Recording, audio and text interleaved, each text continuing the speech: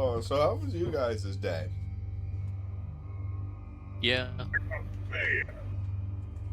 Yeah,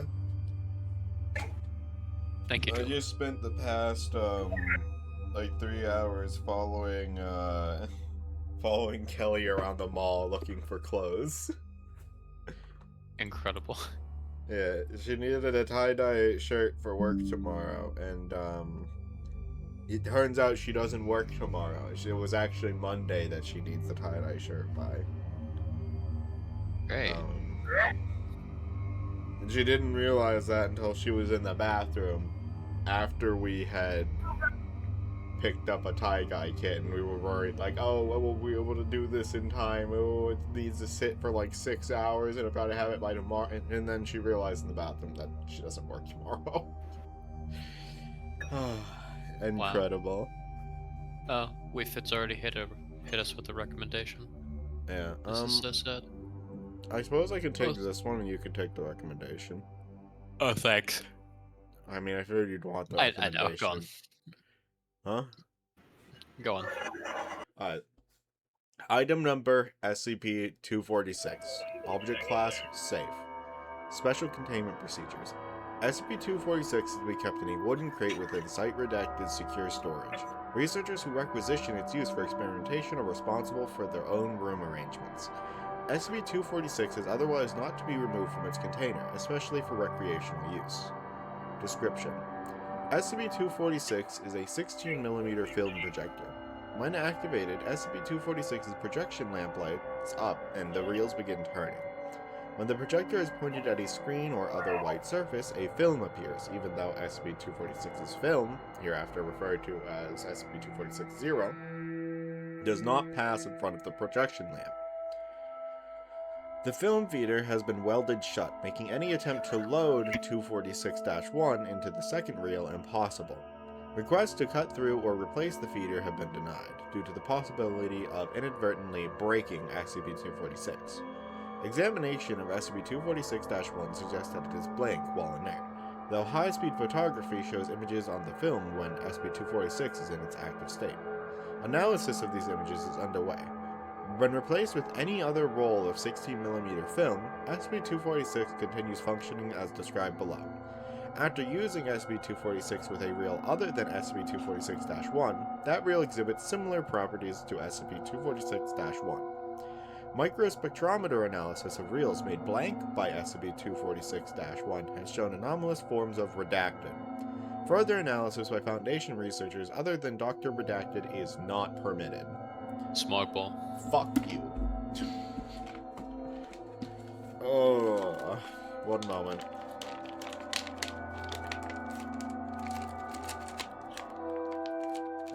I really should just make a bigger hole in this bag rather than one exactly the size of a small ball. You got a yellow one. That's actually my favorite. Yellow. I love lemon. Yeah. Alright. Sloth.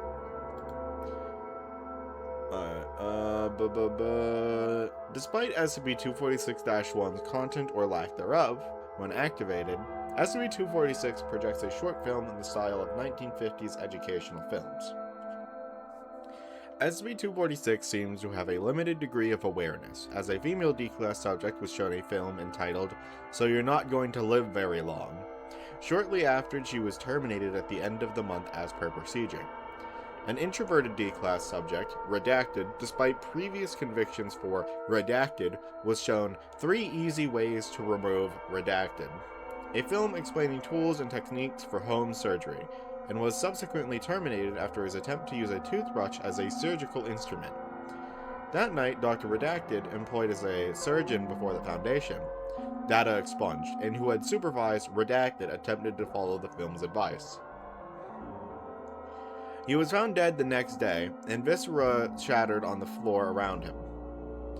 Further experimentation resulted in the film's digestive systems of woodland creatures, 3 handy tips for handling amputation, and sightless eyes dealing with total paralysis, which involved graphic descriptions of stroke victims, slow death by starvation before being found by relatives.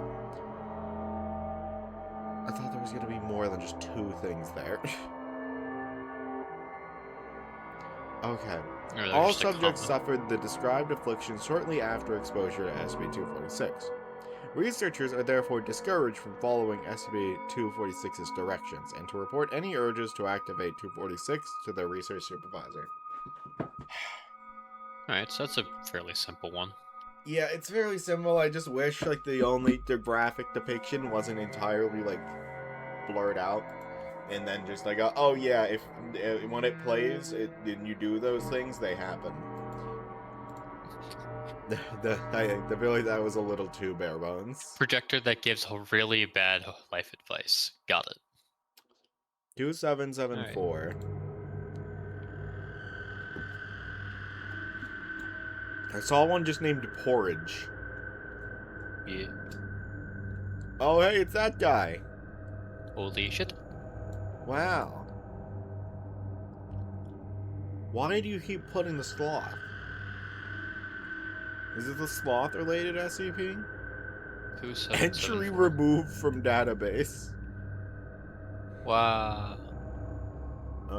2774.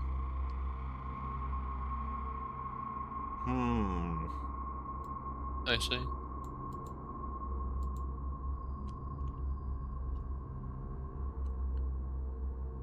Save color edited still. There's just not. That's just.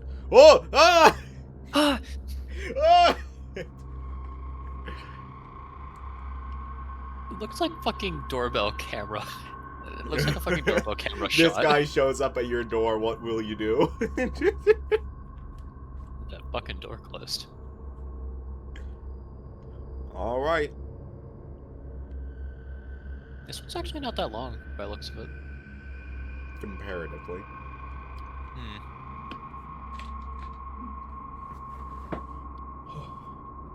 Alright. Item number SCP-2774. Object Class Getter. Special Containment Procedures. All instances of SCP-2774 are to be destroyed upon recovery. Web crawler A03G32 has been set to monitor and scan all forms of online visual media for SCP-2774-A and alert recovery teams upon detection. Teams are... God damn it, there's an ad break. Fuck. It's like 10 seconds left. It's on for my you. end.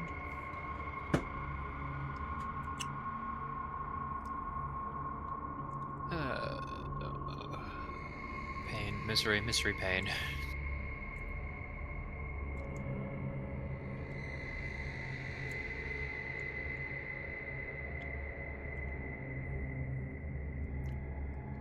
It should be over.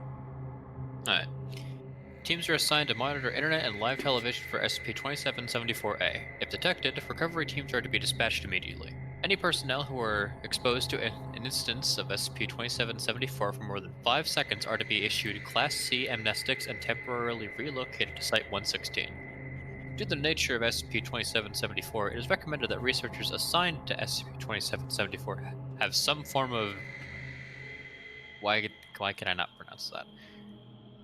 Deuteranopia. Whatever, fuck it. Eye blindness. Yeah, red-green, okay. Oh, Ridge!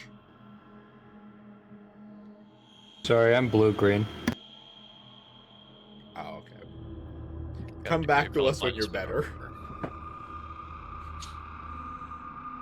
Recovery teams are working to recover those affected by SCP-2774 and relocate them to Site-116 to test for a possible cure. No. Well, I guess it's kind of sudden for you, maybe, but no, we've I discussed don't this a think couple it's a times. lore drop that he's colorblind, but I don't know if we typically say what exact type of colorblind he is. I guess. Alright. I'll be honest, I don't even know if I've heard it until just now. You have. I probably Yeah. just assume that you are blind to all colors. Because it's funnier that way. Approval for testing subjects in Site-116 must come from the Ethics Committee and Site Overseer Dr. Martin. Subjects kept in at Site-116 are to maintain no contact, formally limited, with personnel unless approved by the proper parties. This next bit is crossed out. Rated Endum Alpha. Great, Got it. thanks. This next sentence or two are cut out. So, subjects kept at Site 116 are to be allowed 2 hours a day of social interaction with other subjects. 30 minutes will be designated to the following: breakfast, lunch, courtyard, and dinner. Subjects are not to be allowed to wander outside of designated social areas or stay in groups larger than 5.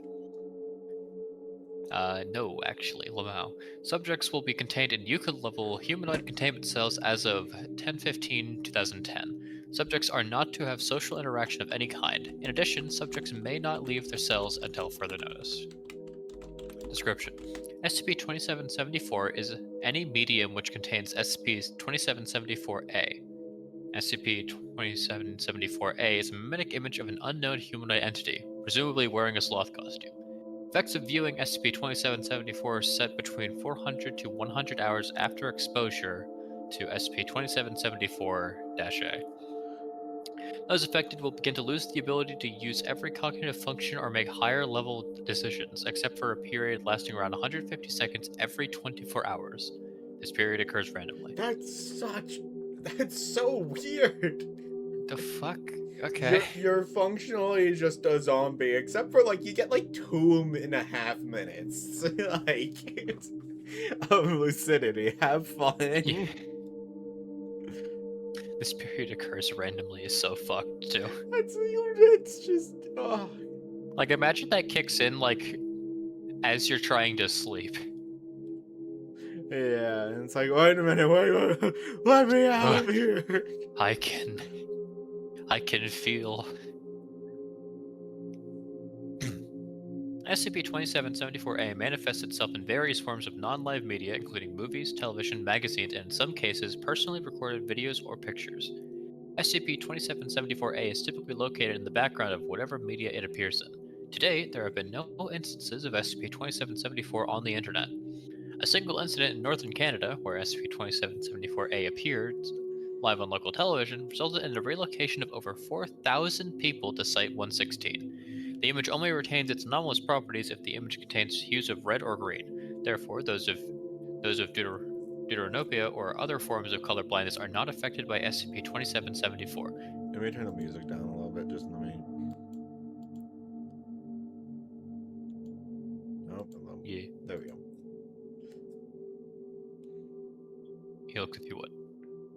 You need to. Or no, did you already do that? Okay, you did. Yes. Yes, I did. Uh-oh. Ah, piss. SCP-2774-A is believed to possess mimetic properties that are enhanced based on the number of people it affects. Manifestations of SCP-2774-A appear to become more frequent as the number of living victims increases. After the implementation of Protocol XXJ9, reports of manifestations dropped significantly. Hold Tests on. show that, yes. What is Protocol J9? Out of curiosity, what could that possibly mean? No. After they state that the appearances increase Oh, drastically the more frequent the victims are. I like to imagine that they throw all of them into like one giant of like pressure cooker or something. Do we think they killed them all, or do we think they gave them Probably. colorblindness? Or I guess maybe Can it you does. induce color blindness in a person like that? It's the probably in this SCP setting, universe. They probably can, but I don't think that would actually cure them since they've already felt the effects, probably. Yeah, no. Okay. As someone who was not always colorblind, I did not in fact forget what the colors looked like when I became colorblind. Fair enough. That's.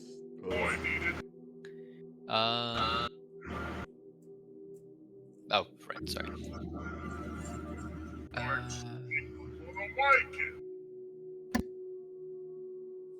Tests show that, including the colorblind, SCP-2774 does not affect the majority of people who view it. It is estimated that under 40% of those exposed to SCP-2774 are actually affected. This percentage is also directly affected by the number of living SCP-2774-A victims. When subjects to SCP-2774-A's effects, when subject 2, sorry, victims appear to move normally based on muscle memory, albeit with slowed reaction times. They are very passive and compliant with personnel, willing to answer basic questions and follow commands, though they display lack of emotion. While they appear conscious, victims cannot control their actions in any way during this time. Victims, upon entering their 150 seconds of lucidity, are often highly agitated and fearful. Victims may act irrationally while lucid. Those affected report complete memory of time spent without cognitive function, but no ability to comprehend their actions or affect them in any way. Upon initial realization of regained cognitive abilities, most express dread upon realizing the permanence of their situation. In numerous instances, those affected by SCP-2774 report observing SCP-2774-A while their body is acting autonomously. Perception of reality appears to be lost during that time. Subjects are to be considered unstable when conscious and are to be approached with care, crossed out, not approached at any time. Yeah, makes sense. Those who have been resettled to Site-116 have displayed an affinity to SCP-2774-A. Art, literature, and effigies of SCP-2774 can commonly be found hoarded in the corners of subjects' rooms. All objects are presumed to have been created while unconscious. These objects are commonly traded between subjects during free hours. Lamau, no, they're not. Any such items are to be removed and incinerated, and their creators terminated, along with any subjects seen emulating SCP-2774-A. No Yeah. sloth roleplay. Absolutely not. Dr. Clara Chung conducted the following interview with subject 0866, David, on June 11th, 2010, upon confirming lucidity. Who's it? This is your article, you can pick. No. I can be David. Okay. Again. Hello, David. If you help answer a few questions, we can come closer to fixing you.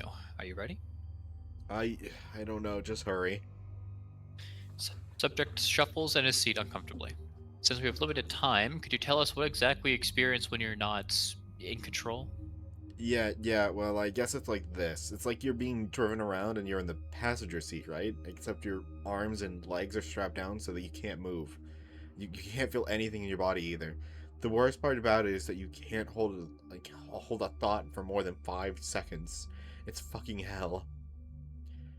Are you alright? We can continue tomorrow if you like. It's fine.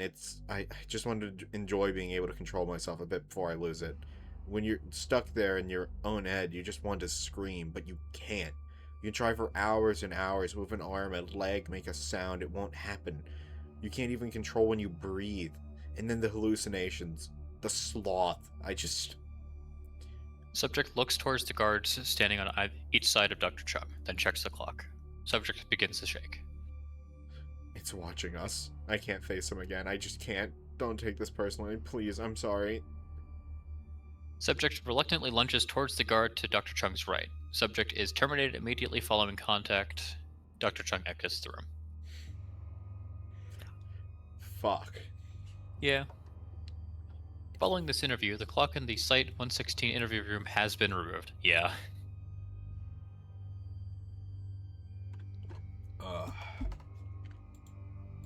Dead. Dr. Clara Chung conducted the following interview with subject 7444, Claire, on October 1st, 2010, upon confirming lucidity. Again, appreciate just having dates on an SCP article. My Thank God. you. Just same deal. Yeah. Are you going to kill us? No, we are going to help you. Now we have a few... If you want to help us, please just kill us. It's the only way to stop it. There's just no point anymore. We taking notes. Stop what? The sloth. I don't know what it is. The first few days that you're stuck, it only shows up maybe once, 2, 3 times. Shit, I don't know, okay? But after a week or so, you see it everywhere.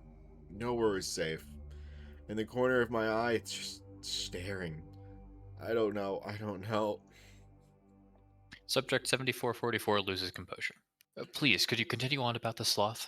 If I do, it's going to punish me for this. The sloth never talks, never says a word. I feel like I need to be it. I need to act like it so that it will leave me alone. Everyone knows it wants us to help. It knows if we don't, too. It can see us even when I'm awake. I can see it watching us right now, right behind you. He's just sitting there, looking right at me. When I sleep, it makes me keep my eyes open sometimes. We can't control our bodies when we're like that, but it can. I just watch it. It stares at me all night, and then it starts to scream at me. And I can't cry or yell or for help or...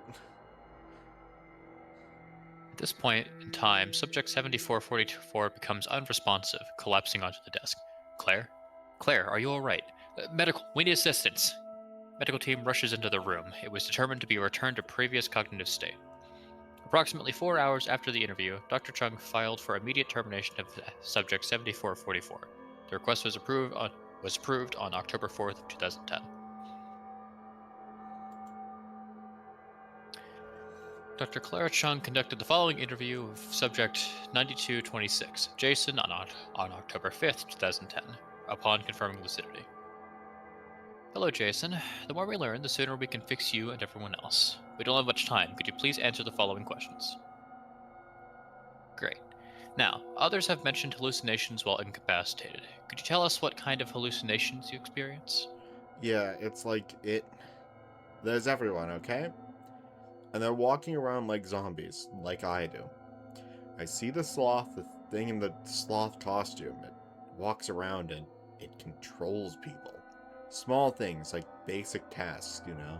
It's testing what it can do. I don't know if it's a hallucination.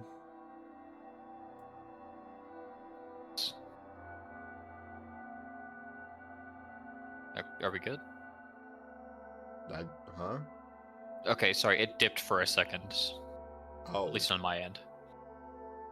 Did that happen on stream's end too?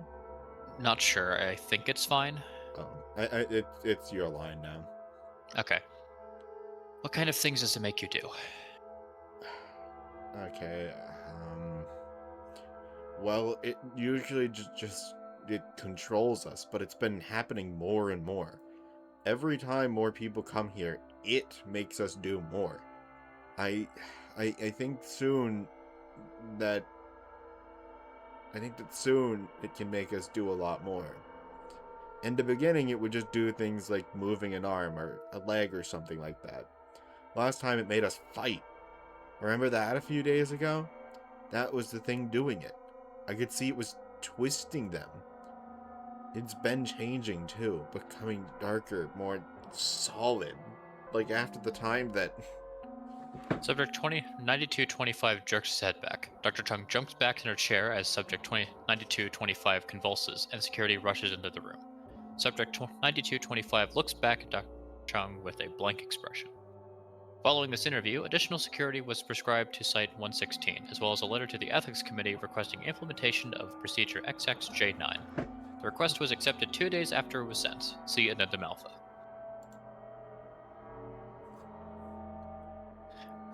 Addendum. Procedure XXJ9.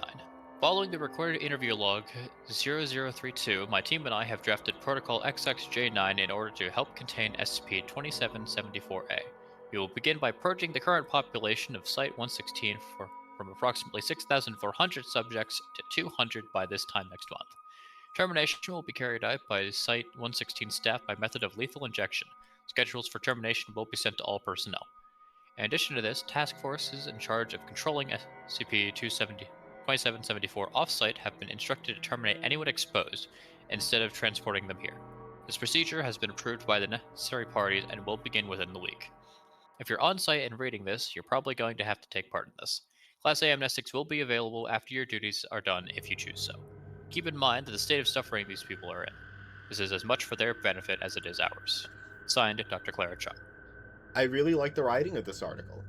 Yeah, it's very morbid, but it's not like portrayed as an evil. This is horrifying, and this is really well written. Like I like the way all the information is presented.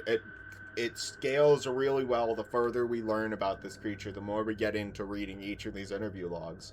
And then the conclusion is really good. Like, this is a fantastic article, and I love it. It's not, like, overbearing. Like, it's not insanely long like some of the newer articles, but it really does just fit an SCP. Yeah. I like this was this one. very good though. This is good. 2774. Okay. I'll be back in a moment. You can go ahead and just read the next one. But what if it's, like, really cool? It's a harmless kitten. Damn it. Okay. Goodbye. Alright. Item number SCP-247. Object Class Euclid. Special Containment Procedures. SCP-247 is kept in an enclosure of at least 20 by 40 meters. Furnished based on the plans provided by the redacted zoo and offset from the rest of Site Redacted by at least 50 meters in order to mitigate its psychic effect. As per current containment procedures for SCP-148. I think that part should have... A little bit earlier it said the zoo container should be lined with SCP-148. And that's crossed out. So I'm imagining that's just not the case anymore. And they didn't cross out the second line that mentioned SCP-148. Oh well.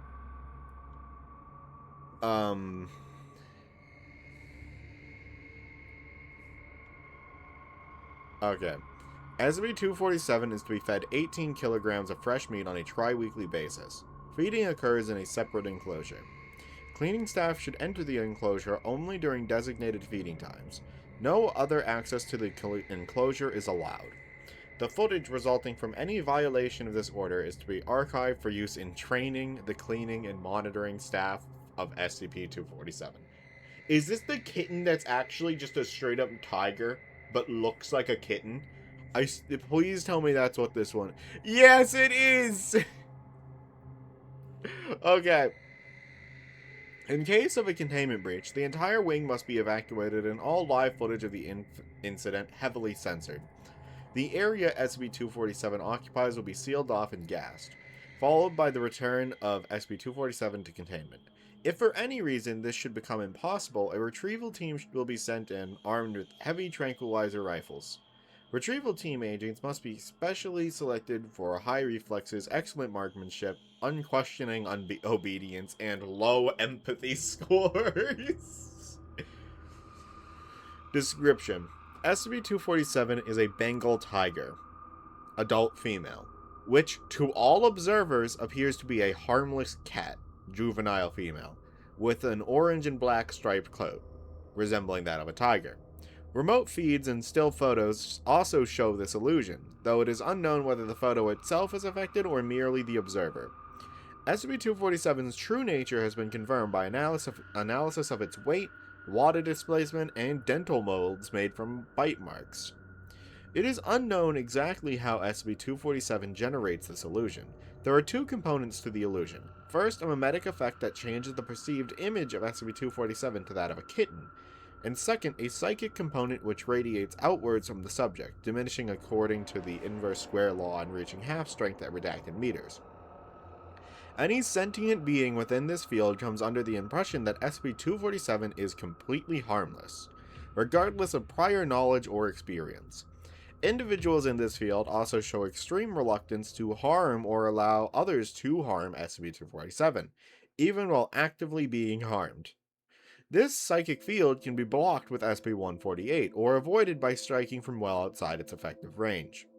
The mimetic effect is not blocked by SCP-148. As of yet, no one has been able to see SCP-247 as anything but a small, striped cat. Typically, SCP-247 will begin to purr or mew when approached by a human. The human will remark that this is adorable and approach to pet the subject. This has been observed even in persons who strongly dislike cats. SCP-247 has been known to accept affection from its victims for upwards of 7 minutes before disemboweling and devouring them. Genetic analysis shows slight deviation from a typical Bengal tiger's genotype, indicating possible contamination, redacted. All further breeding experiments require O5 level approval. The resulting hybrids have been designated SCP-247-1. See Experiment Log 247A-14 for more details. Addendum 247A. A series of tests in exposing SCP-247 in the control subjects to various non-human animals. Control testing took place in an exact replica of SCP-247's enclosure. Control A is a yellow kitten matching SCP-247's apparent size and age. Control B is a fully grown Bengal tiger, matching SCP-247's actual weight. Experiment log 247A-01. Date redacted. Test subject a mixed breed dog, mostly terrier. A known cat chaser. Control test. A subject immediately began barking and ran at the control, which retreated up a nearby tree. Control test B. Subject cowered in the corner as far from the control as possible. This is worded so weirdly, but I understand what they mean by it. Control took no notice of the subject. I've literally lost which one is which. What is Control B? What's happened? I'm struggling to understand how they're wording this.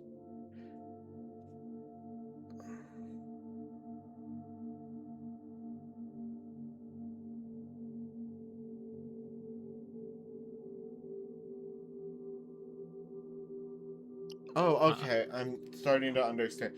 So Control B is a fully normal, just Bengal tiger, matching the weight of the SCP. And they introduced a terrier to it?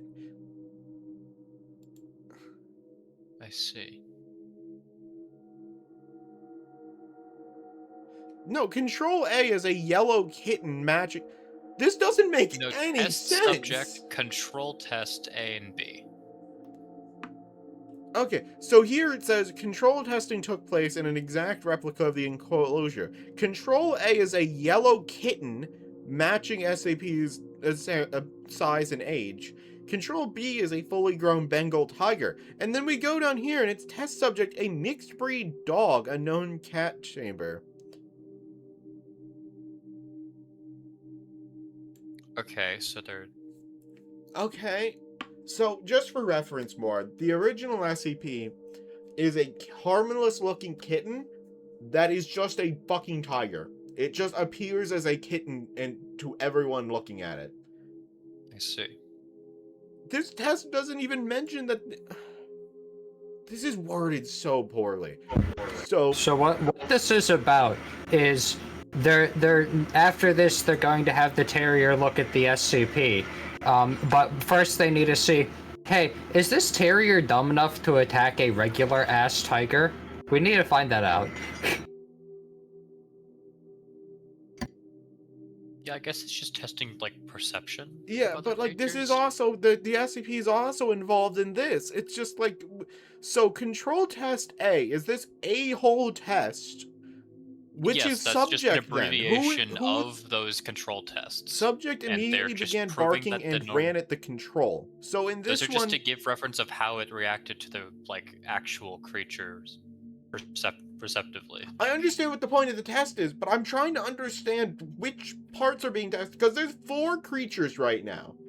There's a normal cat, or no. There's 3 creatures. No, there are 4 creatures. There's the SCP, the dog, a normal kitten, and a real tiger. And they're just saying, subject immediately began barking and ran at control, which retreated up a nearby tree. Which one is control? Is it just the basic cat? Control is the kitten. Okay, then test B. Subject cowered in corner That would as be the far from Bengal. control as possible. So control is That the would be kitten, Bengal. not the Subject SCP. is not control. Who is who? Subject is the dog. Subject is the dog, and then control is the kitten. Except, Yes. And then Okay. in Control B, which is a separate test, just for reference. yes, and then, okay, so we don't get... So who's controlling this one? Do I just have to piece it together based off of what I think happened? There are 3 different fucking tests. I know, but I'm... Okay, you're not... I can understand what happened in the test. What I'm getting at is they don't say who the subject is in this test or who the control is in this test. I don't know if the oh. Subject remains the same throughout all three. Okay, and so does Subject the is always the control fucking remain the same terrier. throughout all three? No. Then who's the control in this one? There are multiple control groups, you fucking ass clown. Well, yeah, that's what I'm fucking pissed at, is they don't... It's pretty fucking clear when you read it. It's not It's the worded best so worded, weirdly. I admit, but... Oh my god, can we please... Okay. These parts are really pissing me off. My god, this is what I Okay, came so back now to. we go to the results after... Okay, the dog ran Results away of from a test real proper. tiger, but chased a kitten. Okay. Yes, as is wanted to do. God, they could have worded that so much easier. They could have, but it's still parsable. I don't know why you're having a fit over it. Because it just wasn't fucking explained. The whole point of these is so that you can easily tell, like, we're dealing with the anomalous here. You can't Okay, just so it needs the assume the second reader track. is going to understand immediately, like, what's going on. Because it's anomalous bullshit that can be happening. I feel as though they made the nouns in this relatively well.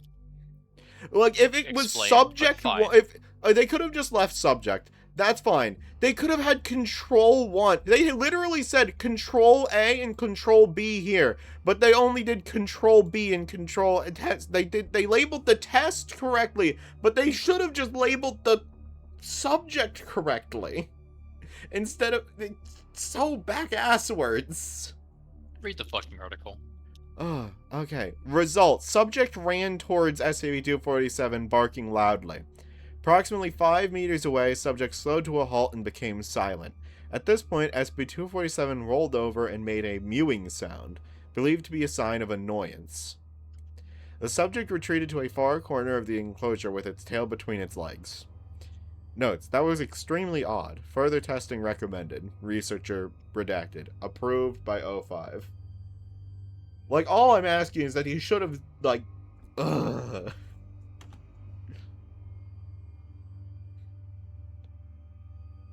Experiment log 247A. I'm not reading this. Experiment log 247A. Date redacted. Test subject, a male tabby kitten with the same apparent... Why didn't... Okay. Oh my god. Yes.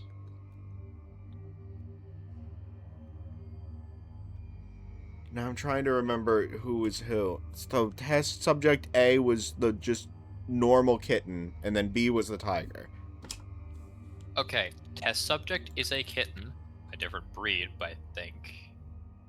Hang on, what's the breed of the? It's just, again, they could have worded this so much easier to remember. Test subject A male tabby kitten with the same apparent age as SCP-247. Like, just reading this out loud makes it so hard to keep track of. Control test A. Subject played with the control in the manner expected of kittens. Control test B. Subject climbed a tree and attempted to hide itself from the control, playing visible signs of terror. Okay, so they played like kittens, ran from tiger. Results. Test I. Subject approached SCP-247 and mewed. SCP-247 responded in kind and played with the tabby kitten. The resulting footage is extremely odd. At one point, SCP-247 lifts the subject, which appears to be the same size as SCP-247, with a single forepaw, while at another point, SCP-247 lifts the subject with its mouth, clearly showing that its mouth is much larger than it appears to be. The leading researcher characterized this as adorable, but remarked that it gave him a headache due to a faulty recorder. This test had to be repeated. Results 2. Subject approached SCP-247 as above. SCP-247 made a deep purring sound. Fuck, I'm struggling with this word. Analogous to a growl. Subject reacted as in Control Test B. Notes: this seems to indicate 247 has some degree of conscious control over its apparent appearance. Test subject, adult deer, normal prey for Bengal tiger. Control B and the SCP were not fed for 3 days prior to this experiment. Fantastic. We really had to see what happens if we put a deer and a cat in the same room. We really had to test that much? Okay, yeah. Alright. Control test A. When you put the deer in the room with the cat, the deer grazed and then fell asleep 2 minutes into the... Fell asleep 2 minutes into the experiment is still kind of insane. Fucking EP Kitty over here. Control test B. Control attacked. Killed and devoured subject, which behaved normally for a deer trapped in an enclosed space with a large prey. You mean it got fucking thrashed? Yeah, I would fed think a so. deer to a live Bengal tiger. I don't think you needed to run a test for this one. I mean, I guess it would have been a little hard to... I don't fucking know. They I guess they're literally just state testing to this see is if a- it's not insane. You've got to make sure that the deer that they're feeding them isn't anomalous. What? They're You know gonna what? Yeah, feed maybe the they're same testing deer to for the SCP? prions. They can't use the same deer in both tests. What do you mean? Yeah, they can.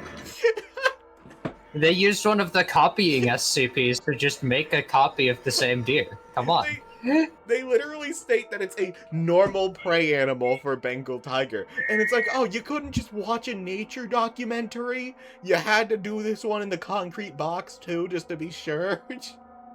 Well, yeah, they can't let it out. They had to procure 2 live deer specifically for this test. I mean, it's not like there's a shortage. Oh. Alright. Results. Subject began grazing as in control test. SCP-247 approached it calmly and killed it with a single bite to the neck. Then proceeded to devour the subject. Test was repeated without SCP-247 being forced to fast. SCP-247 completely ignored the subject for over a day before apparently becoming hungry and killing it, again with a single bite to the neck. Notes: Great. SCP-247 seems to prefer humans, both as food and for entertainment. Other prey animals presented to SCP-247 were all killed in a single strike, while humans are invariably allowed to pet the SCP for some time before being killed and are sometimes mauled and played with the way a cat will play with a mouse. Furthermore, the SCP has killed every human it has had the opportunity to kill, regardless of hunger. Researcher redacted. They just had spare deer. Like, oh yeah, these ones are gonna spoil soon. We gotta use these up somehow. The deer crop was a bit too good this year. We're gonna have That's why they spoilage. decided to run the test again. Alright. Test subject, adult female chimpanzee. The cat ignored it. The tiger scared it into a tree. That's all that happened. Results. Subject approached SCP-247, made noises identified as signs of affection, and began to groom SCP-247. SCP-247 allowed the subject to groom it for over an hour, then messily killed and devoured it. Notes: this seems to be its typical reaction to unfamiliar prey animals. It seems to prefer to prey on apes with advanced social behavior. Experiments with gorillas and other social apes have shown similar results. God! Okay. You're just feeding it at this point! I mean, I kind of get what they're trying to test for, but I feel like you don't need to. Essentially, it's a tiger that likes being pet a little bit. SCP-247 is a large predator that has somehow adapted to take advantage of the largest available food source, humans. We should investigate all future reports of man-eating tigers in case there are more of these things. Researcher redacted. Alright, grizzly bear this time. Normal cat fled up a tree. The tiger they threw it in a box with acted nervously and gave each other a large berth as possible. Results. Initially, subject and SCP-247 ignored one another. At one point, subject came very close to SCP-247, resulting in SCP-247 giving a warning growl.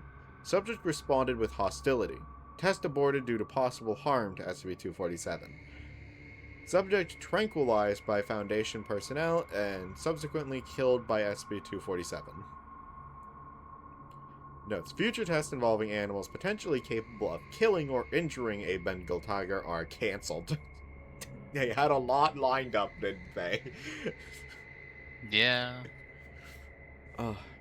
Experiment log 13. An adult female Bengal tiger. The normal cat fled up a tree. The other tiger, the male tiger I believe it was, they greeted one another, established order of social dominance, and then they fell asleep. Results: identical to control test B. Give me a fucking minute, I guess.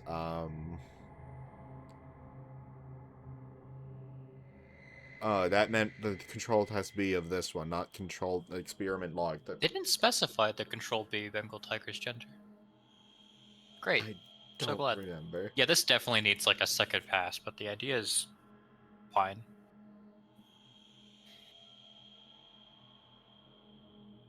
Okay, no. I think they did. Control B would have been. Nope. Yeah, you're right. They didn't mention its gender. You're right. And so they just chilled and fell asleep together. Huge. Interestingly, 247 was the beta animal in this interaction. They're making fun of it now. An adult male Bengal tiger. The normal cat fled up the tree. I'll be honest, I feel bad for this kitten at this point. This is just... Control Test A is just a normal, like, house cat kitten. And they've put it in a box with, like, several apex predators at this point. Why did... You can guess what's gonna happen with a kitten in a box with a tiger. Yeah. Test never B, mind. They've omitted. confirmed the gender Record of of Control B. normal Bengal tiger mating behavior substituted. They fucked. Incredible. Results. As expected, based on Control B, they fucked. Notes. Right. Researcher Redacted has been removed from this project for lax security in his experiments, though in light of his injuries, further disciplinary measures have been deemed unnecessary.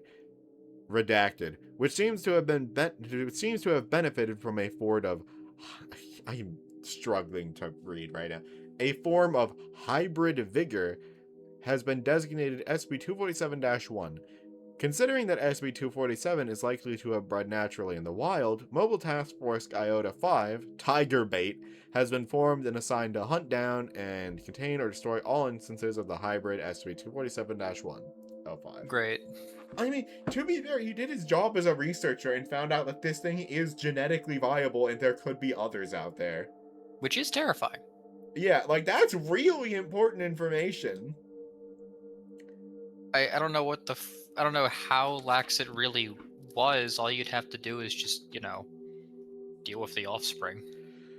Yeah, I'll be honest, we could have done with, like, out half of these. We've established that it's just a tiger. By, like, 3 tests. And so we probably could have assumed off of the control test I how do it would see act. the point. It's testing to see if all of its reactions to other creatures are the same as a tiger's would be. And yeah, they were. Yeah. So I guess it's just for the sake of being thorough. But what would it do against a grizzly bear? They kept away from each other? Sort of. Sort of, until they decided to not. Well, I mean, it gave the grizzly a warning. I need a break. That one destroyed me a little bit. It was not that bad, man. I literally, like, 3 minutes on just trying to understand the first test, because it's just so weird. Yeah, Oni tries to spend 20 minutes figuring out hypothetical. Anyways. Item number SCP-248. Object Class Safe. Special Containment Procedures. SCP-248 is to be kept in a fireproof safe at Dr. Miz's office unless being used directly for testing purposes. The safe has a keypad-style opening mechanism. Thank you for that. Any personnel of at least Level 2 clearance have full permission to access SCP-248 as the numeric code is redacted. Cool, thanks. Description. SCP-248 is a 25-page booklet of stickers, each reading 110% with a small... Oh, I have heard of this one, I think. Each reading 110% with a small pressed imprint of the words, "The Factory," in the bottom right. The booklet itself is 7.5 centimeters in height and 15 centimeters in length. Each page of SCP-248 contains 2 of the stickers, making a total of what would be 50, but circumstances before its discovery left only 49 stickers. SCP-248 was discovered at a small house in Georgia. The object came to the Foundation's attention after one of the stickers was placed on an old, half-disassembled tractor in the family's barn by the youngest son, Ronnie. Great. The tractor was suddenly able to operate as if it were fully functional, despite lacking much of the engine and frame. Agents removed SCP-248 and the tractor from the family in exchange for a bogus coupon. What the fuck? Why? Look, you could have just given them a real coupon. In exchange for a bogus coupon for free pesticide. It's not even for like a fucking tractor. The family was administered standard Class A amnestics. Great. I'm so glad that you went to the trouble. I mean, to I the guess effort of they giving saved them money. That those poor. No. What they did was they wasted their time with the coupon because they just administered fucking amnestics anyway. If anything, the coupon would stick out. It's like, why the fuck do I even have this? Okay, fine, fuck it. Dr. Mizza received SCP-248 upon its arrival to site redacted and took a deep interest with its apparent abilities. The tractor is now labeled SCP-248-1. See Addendum 248-01 for testing of SCP-248-1. Testing of SCP-248 has been approved by Dr. Mizza. See Addendum 2 and below for preliminary tests. Remaining stickers in SCP-248-46. Cool. Addendum 1. SCP-248-1 is a 1979 John Deere tractor in an extremely rusted state. Most of the engine is missing, apparently from a restoration that was never completed. The frame is also partially missing near the rear of the tractor where the driver would be positioned. A sticker from SCP-248 is located near the back behind the left wheel. Upon turning the key to the ignition, SCP-248-1 starts up and operates as if it were in pristine condition.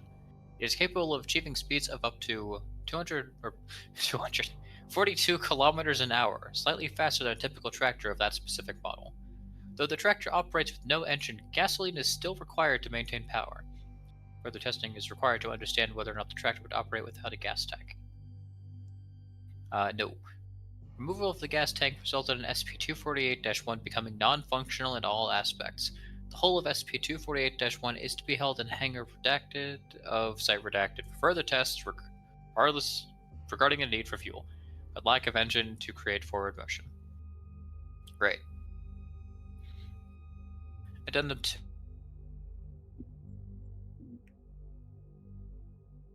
Sticker from SCP-248 was placed on the motherboard of the computer, which was then started up like usual. The speed of the computer was greatly enhanced. Yes? It just did not catch your reading of like the entire first sentence. The mentioning Great. that it's a computer. Cool. Testing of SCP-248 on a redacted brand computer. A sticker from SCP-248 was placed on the motherboard of the computer, which was then started up like usual. The speed of the computer was greatly enhanced, as noted by Dr. Redacted, the owner of the computer. Diagnostics of the PC revealed the disk space to have increased from a maximum of 250 gigabytes to 275 gigabytes, as expected. The RAM had also reached the expected 110% efficiency. However, the interior was also experiencing similar results. The heatsink was pulling off 10% more heat than usual, and the conductivity of the wiring allowed electricity to flow 10% more smoothly than the best modern superconductors. Why the wiring is achieving such a high rate of non-resistant flow compared to the heatsink slightly above optimal cooling is not understood at this time. Removal of the battery rendered the computer useless, just as in Addendum 248-1. Further study of SCP-248 and power supplies has been noted for future tests.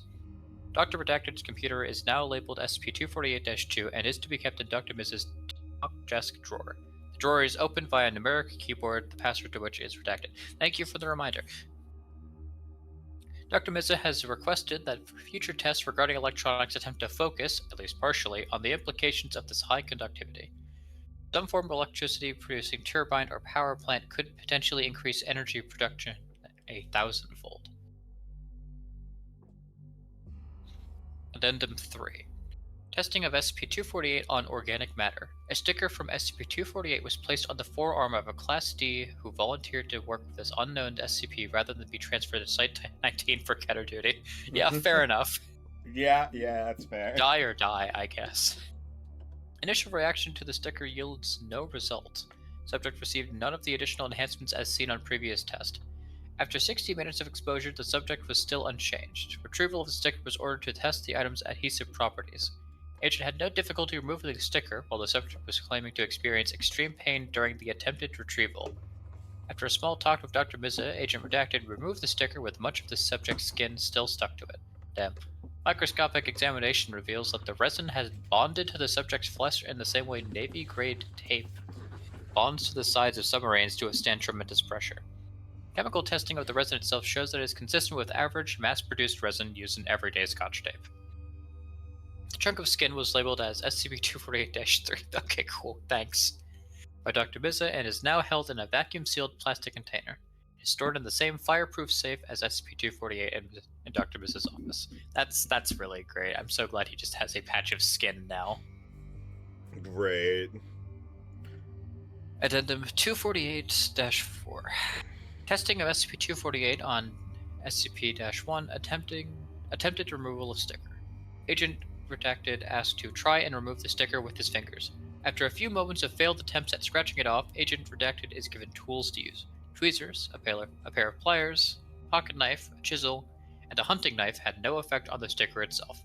This test, along with test 248-3, confirmed that the adhesive has properties beyond our understanding.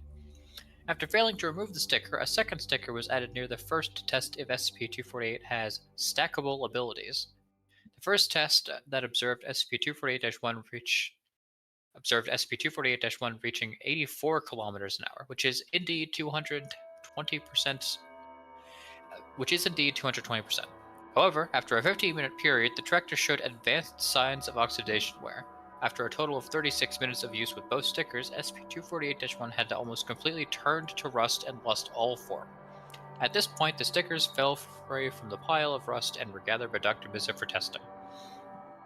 Results show that the resin had formed a chemical bond, as with the biological matter, and only broke that bond after the original composition of matter it was attached to had changed. It should be noted that there is no longer resin on the stickers and they no longer stick to surfaces. SCP-248-1 neutralized. If this item was mass-produced, like it is assumed that other factory SCPs were, we could have potentially struck gold. If a power grid can be made to function without the degenerative effects of SCP-248, free-flowing power could be possible at room temperature. I will personally begin researching the factory and its whereabouts as soon as High Command approves. Dr. Miza. I mean, yeah, I guess, just... Stackable abilities is funny. I don't know if I'd want to put that on, like, anything bigger than a generator of some kind, though. Because, by implication, it means that this thing also gets worn out faster as well. So, how does this determine a singular object? If I put this on a hydroelectric dam, does the entire dam work better, or only, I think it works based off of the whole of everything inside of it, like the tractor. Yes, thank you, Helix and Driller. I think it determines what the object that it was stuck onto is, and then it boosts that thing's capabilities as a whole. Yeah. So if you remove part of it, then it stops working like it normally would, but otherwise it works slightly better, 10%. I think it's just based off the general purpose of the thing. It is funny that it's 200 120% as opposed to 110% of 110%. So it's additive. That's really funny. Yeah. I like this one. I do like it. But yeah, I do like the implication that it does Yeah. also put more wear on it. I did like the added bit of like if it requires power, it does still need that because it's like 110% of what it's capable of would apply to if it was technically capable of nothing. Yeah. Doesn't make sense. The without an engine part doesn't make sense though. So it still requires fuel, I guess. I don't know. Yeah, I guess it's because okay, the original tractor would normally require an engine. It But just the wouldn't whole work on point of its the own. engine is to consume fuel and then make the thing go. I don't know. Yeah. Which I guess is why they're so interested in it. Yeah. Alright. Do you want this one too, since it's really short? Sure, why not? Item number SCP-249, Object Class Euclid. Special Containment Procedures. SCP-249 is affixed to a wall within Site Redacted. Access to SCP-249 is unrestricted, though an accurate log of destinations must be kept and submitted to a Level 4 supervisor every 4 weeks. No SCPs of any class may be brought or kept within 1,000 meters of SCP-249 without Level 4 approval. Description: SCP-249 appears to be a windowless door covered in a faded white paint. It was first found in a house located within the small town of Redacted. When opened, SCP-249 does not lead to the other side of the doorway, but to a random door within 850 meters. Within 850 meters. Oh, hey, I've Items seen the that go... Skyrim mod. What? I've seen the Skyrim mod. Ugh. Items that go through SCP-249 are teleported to that other door, regardless of what may be between the doors and SCP-249. When observed from the destination, the exit door appears to open on its own accord, and whatever goes through SCP-249 appears out of thin air. When opened, SCP-249 takes on the appearance of the door it is connected to. Shut, SCP-249 is no longer connected to that door and reverts to its standard appearance. However, roughly every 500 uses, SCP-249 does not connect to a door within its range, but instead to a random location anywhere in the world, even locations with no apparent doors within hundreds of kilometers. When the 500 use mark approaches, common use of SCP-249 is stopped and tests are done to record its exit location. Since its discovery, a log has been kept documenting these cases. See Addendum-1. Document 249-A. In accordance to 05 Redacted, all restrooms have been moved away from SCP-249's range. Yeah, that's fair. I swear to God, if I just want to take a shit in peace, please. I like imagining that since it's an 05 who made this decision, it was them who got, like, they were trying to take a shit and someone opened the door and they were just like, amnestics now. Hey, buddy, you picked the wrong door.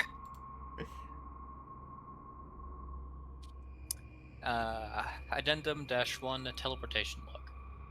12-10-19, 19 redacted, so, okay, it's going from the 90s to the 2000s, got it. SCP-249 is found and moved to Site Redacted. 24-6-19 redacted. Agent Redacted goes missing and is found weeks later in eastern Canada. Describes a random teleportation. Yeah. 17-10-2000 whenever. Middle of what appears to be the Sahara Desert. 4-12-2000 redacted. Warehouse in a destroyed city resembling Redacted. Thanks. Okay, the next one's just Madagascar. Got it. Yeah. 17-5-2000 redacted. When opened, SCP-249 releases a massive torrent of water. Agent Redacted, who is holding the door handle, shuts the SCP before Site Redacted is flooded. How? Later, a fish found on the ground is examined and appears to be a species living only in the mid-Atlantic deep sea trench. How did you close that? Yeah. He's very strong. Give that man a raise. He should be dead. 22-10-2000 redacted. Also data expunged. Go fuck yourself. 19 11, 2000 redacted. Agent redacted requests use of SCP-249 in infiltration mission. Request approved. Mission is successful. Great. Huge. I like it. I just wish there was a bit more meat to it. Yeah. Like, Like obviously, it doesn't the need to be stipulation that it's a much. 1 in every like 500 uses it does something interesting. Other than that, it's just like the door to I the like broom how it's closet. roughly, not even like It's the- exact, which means that they might have just lost track initially. It's they're just either kind the of door to the moon or the door to the broom closet. Oh god, yeah, if it did open to the moon, that would be fucking terrifying. Couldn't it theoretically open in a black hole? Since mean, it can open It just seems to only go to anywhere. places on Earth. As of, I mean, we don't know what yeah, data but there's expunged not that is. many tests. We don't know what data expunged is. That could have been something like it opened in the sun. It did say anywhere in the world. Yeah, but it depends on the definition of the world. And they also they're might using. just not know that it can be in other places yet. I don't know. It's neat. I like the door. Yeah. What did you Omega. miss? A door. Door that can open anywhere. No, it's just Well, a door. sometimes. Door. Like how this is just clearly a pic taken at like an amusement park or something. Yeah, I'm they're gonna just take a at the quick fucking moment. museum. Actually, I probably should just snooze this ad break. Because it would be like 3 minutes of just sitting here doing nothing if we waited for it. Item number SCP-250. Object class Euclid. Special containment procedures. SCP-250 is to be kept in a 50 meter by 50 meter enclosure, simulating a prairie environment. With padded steel walls 15 meters high and 1 meter thick. The temperature must remain between 20 and 28 degrees Celsius by day and between 10 and 14 degrees Celsius by night, with an average humidity of no more than 8%. This serves the dual purpose of ensuring that SCP-250's overall behavior remains predictable and of maintaining the physical integrity of its component parts. Vegetation within the enclosure is to be maintained on a weekly basis. See document 250-MB-48 for details. Although SCP-250 does not physically require nutrition, it is to be fed one live adult pig every 2 days in order to regulate its aggression and hunting instincts. The remnants of its meal are to be removed from its enclosure no less than 1 hour after the onset of its nightly dormancy period. This includes cleaning any residual biological debris from SCP-250's physical components with compressed air and whisk brooms. At no point during the cleaning are any of SCP-250's physical components to be moved more than 1 meter in any direction, as this risks disrupting its dormancy. Dormancy ends within 5 minutes of sunrise. Access to SCP-250's containment during its activity period is prohibited. Description: SCP-250 is the animate fossil skeleton of an allosaur, originally identified as Allosaurus fragilis. However, an incomplete scientific article found in the Personal Effects of Paleontologist Dr. Redacted indicates that this classification may have been erroneous. It consists of 153 disarticulated bones and 15 plaster and fiberglass replacements, held together and animated by an unknown force. Study of this force is hindered by SCP-250's aggressive behavior, which has been assessed by Foundation paleozoologists as well as within theoretical norms for an Allosaurus. Or as being well within theoretical norms for an Allosaurus. SCP-250 emulates what are presumed to have been the standard daily activities of a living Allosaurus. It wanders its enclosure by day, enters a state of dormancy by night, and will attempt to kill and devour anything which it perceives as suitable prey, including humans. Its lack of organs does not seem to affect its behavior in any way, except in that the remains of any prey it consumes will inevitably fall out of the gaps in its skull, neck, and ribcage, at which point it ignores them. SCP-250 was first excavated at an 80% complete skeleton in Redacted. 19 Redacted records from the excavation do not include any report of anomalies in 19 Redacted. It was transferred to the Redacted Museum of Redacted in Redacted, where it was assembled, mounted, and put on display. On the night of Redacted, SCP-250 seized and killed an intruder to the museum. although damage to the intruder's remains was so extensive as to render forensic identification impractical. They were conclusively shown to not be those of the paleontologist Dr. Redacted, whose office in the museum was extensively vandalized that night and who has not been seen since. Foundation personnel embedded within museum staff reported the incident, and SCP-250 was taken into custody. I was into it until it hit me with the redacted special in this one paragraph. She redacted on my redacted till I data expunged. Exactly. Oh, fuck. Alright. Take it away, Penny! Give me like 5 minutes. Item number SCP-251. Object Class Euclid. Special Containment Procedures. SCP-251 is to be kept in a locked container at all times. No one is to enter the container alone. If anyone is found to have been left alone in the container for any amount of time, they are to be treated as violently hostile and terminated with extreme prejudice. The container is to be guarded by armed personnel at all times, and guards should never allow anyone, regardless of clearance level, to move the artifact or be alone with it. Sounds of screaming, gunfire, and fires will be heard from within the container. This is normal.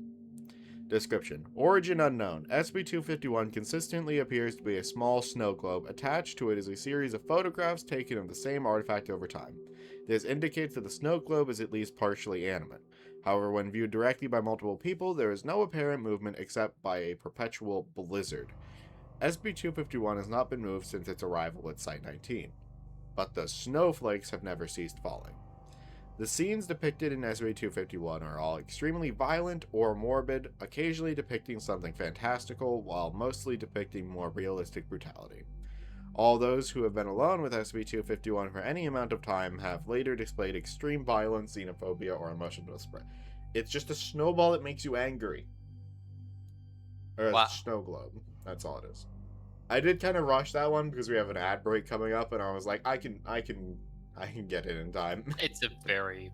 that one borders on being a stub, honestly. Yeah, I'll be honest, that one should be, like, rewritten or just removed. It's just a snow globe that makes you angry, and there's literally no, like, further details on it. I'm gonna wait for the ad break now.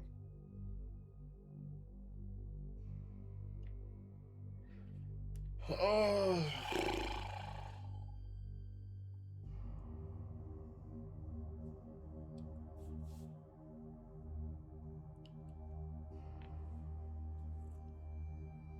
Did you want another one more?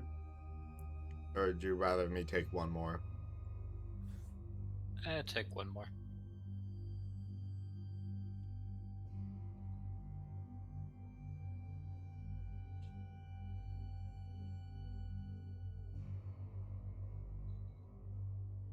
I haven't been added in my own server. Who does?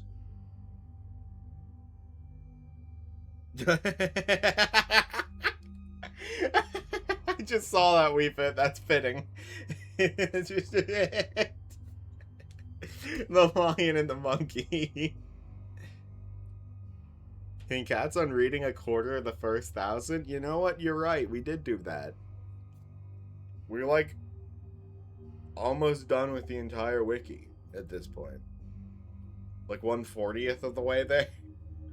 Right, yeah, that's how that works. I mean, to be fair, I don't even know if we have, like, all of the 9,000s yet, or if they just kind of went into 10. Yeah, but Helix, you and I both know there's all the fucking definitely not just fan fiction that's not labeled as an SCP itself. Yeah, we don't have all of the 8,000s And there's also the J category, which, yeah. Yeah, I don't even think there were, like, we've had that many 10,000s. Yeah. But yeah. Preserved by staff. Damn it! Fuck! Damn It's it! just 10 instances of 999. That's it. Alright, so this one was also mine then. Got it, okay. Item number SCP-252. Object class, safe. The entire first part of the special containment procedures have been crossed out. I'm just going to be omitting that. A breeding pair. Maybe I shouldn't omit Ma- Maybe. Maybe. Why is it crossed out and then it doesn't make sense if you omit what's crossed out? That's not how this works. That doesn't make any sense. Okay, so this part isn't true anymore. Let's cross it all out. A breeding pair is maintained under the... What?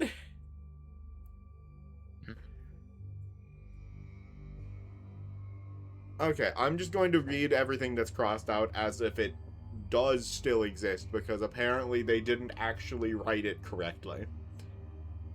Alright, special containment procedures. SCP-252 is to be contained in a 150 meters...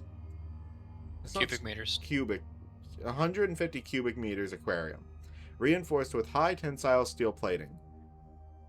So is that part true, or is that false? Because you don't state what kind of containment chamber it has in after the crossout.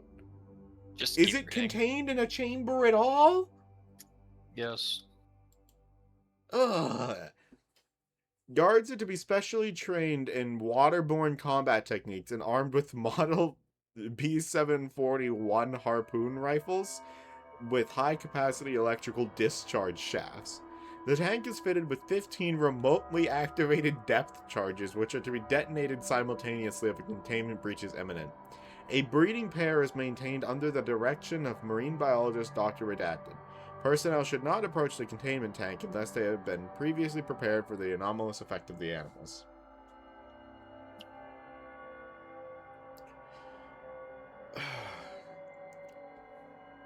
Is this the Additionally- horse that makes you hate lesbians?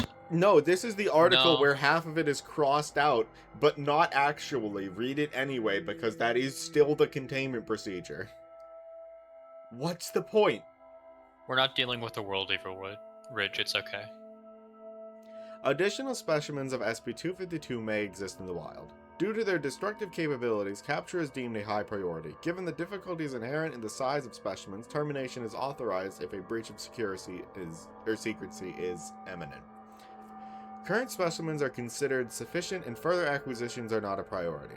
Containment of information regarding encounters will consist of standard cover story 53 and drunken sailor and administration of amnestics as necessary. Description: SCP-252 is a subspecies of Docedicus gigas. Mature specimens Humboldt are noted... squids. Huh? They're Humboldt squids. Oh, okay. Mature specimens are noticeably smaller than average, reaching no more than 1 meter in length and weighing a maximum of 40 kilograms. Dissection shows the absence of an ink sac and an increased density of chromatophores, approximately 20 times the normal adult average. Behavior is identical in most ways to mundane specimens, except when hunting or threatened. When a member of SCP-252 detects prey... Ugh. Yeah. They exhibit aggressive behavior and moves toward the target at maximum speed, while rapidly cycling their chromatophores.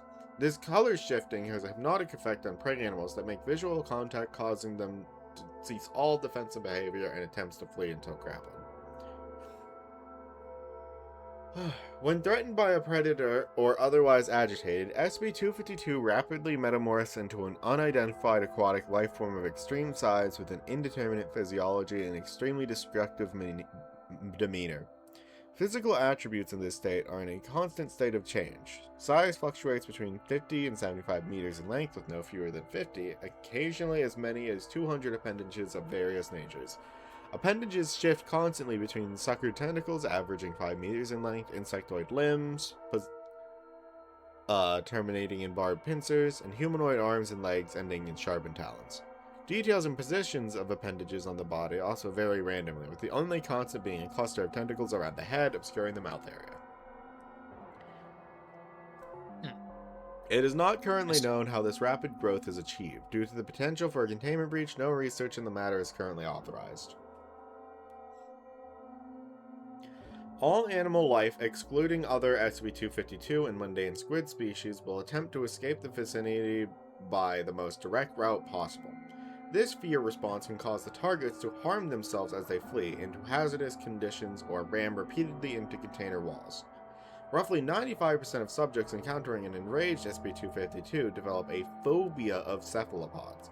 It is not known if this is an additional anomalous effect or a normal behavioral reaction to traumatic experiences. Traumatic. Upon review of security footage during containment, Dr. Redacted has determined that SCP-252's metamorphosis is in fact an advanced hallucination induced by the shifting pattern of chromatophores. These hallucinations cause the victim to see SCP-245 or 240 or 252 as a titanic sea creature with an excessively large number of tentacles. Specific details vary greatly from subject to subject, but the hallucinatory creature consistently presents as a greatly exaggerated cephalopod with tentacles clustered around the mouth area.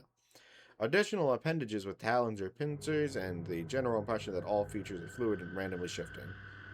Subjects removed from visual contact with SCP-252 will remain convinced that their hallucinations were a real sea monster, and will attempt to rationalize any logical contradictions inherent to their delusion, such as a 100-meter monster swimming in a 10-meter enclosed tank. This rationalization and the lingering phobia is thought to be a form of post-hypnotic suggestion. Subjects viewing video of agitated SCP-252 who have never been exposed directly experience a much less severe fear reaction and are able to perceive the squid despite the hallucinations. Subjects describe the illusory monster as fake-looking and nonsensical, but still find it moderately frightening. After secondhand exposure, subjects develop a partial immunity to the full effects of direct exposure. Repeated direct contact after inoculation by video further lessens the effects. Acclimatized subjects can develop a complete immunity to the fear effect and experience only the vaguest awareness of the hallucinations. Addendum. SCP-252 came to Foundation attention after numerous reports of sea monster sightings by commercial fishermen off the coast of Redacted. Agent Redacted secured a specimen at greater than usual personal danger, commendation for performance above and beyond the Call of Duty recommended. Agent Redacted allowed himself to be exposed to SCP-252's effects during first contact. Initial containment procedures were based on his reports of the specimen's size and physical capabilities, resulting in an excessive expenditure of resources. Disciplinary action recommended, pending oversight review. I think that's a little unfair, because how the fuck was he supposed to know? And he was fully aware, well, not fully aware, he was fully unaware that this isn't a giant fucking sea monster. He did his best. Yeah. And again, after the crossout, they should have put the full current containment procedure rather than just cross out the bit and hope that you still get the right parts out of it. Oh well. I think it's cute. I like that one. Yeah. I like that it's just like, yeah, like if anyone finds it in the wild, just like effects. tell them they're crazy. The secondary motto of the SCP Foundation is Gaslight Gatekeep Girl Boss. Okay. This is true. Oh. All right. What the hell is this?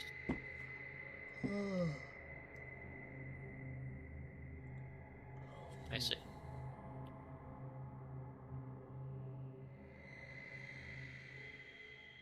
I think it's your turn. Yeah. 1 sec.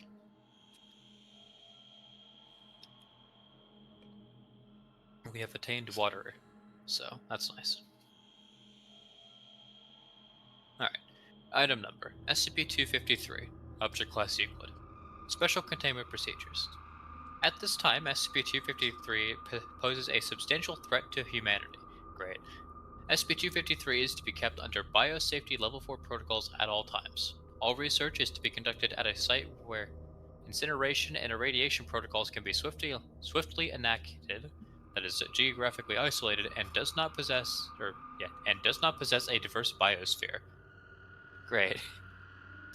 The sterilization protocol shall be enacted following the occurrence of any event on this list. Communications blackouts lasting longer than 48 hours. Power disruption lasting longer than 1 minute during any active experiments involving SCP-253. Abnormal rise in average temperature beyond a change of 6 degrees Celsius, 11 degrees Fahrenheit, or rise in humidity levels to 90% relative humidity. Manifestations of unusual electromagnetic phenomenon phenomena during testing of SCP-253. At the conclusion of testing, any subjects exposed to SCP-253 are to be disposed of, and their remains are subject to the sterilization protocol. Any researcher leaving the facility is to undergo 2 weeks of mandatory chemotherapy following a 15-day quarantine. Great.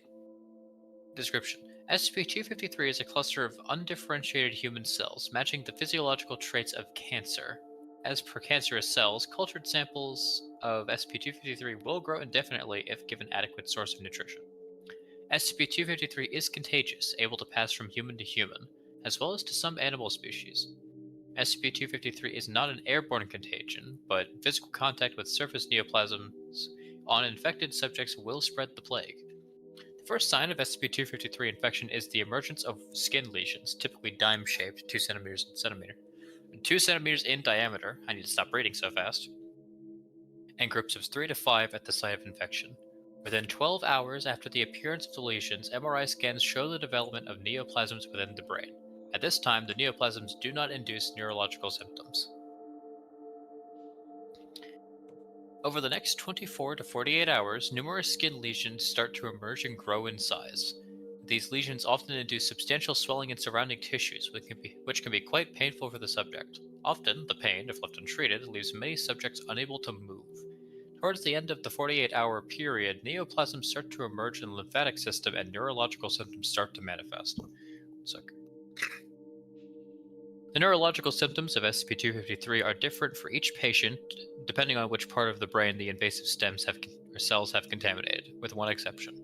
Each human patient heretofore exposed to SCP-253 has felt a complete cessation of pain 47 to 49 hours after infection. Other neurological symptoms include inability to focus attention, disorganized speech, God I wish, memory loss, hallucinations, euphoria, megalomania, inappropriate emotional responses, sociopathy, and catatonia. The neoplasms do not seem to respond to radiation and chemotherapy with high dose metosatron, whatever.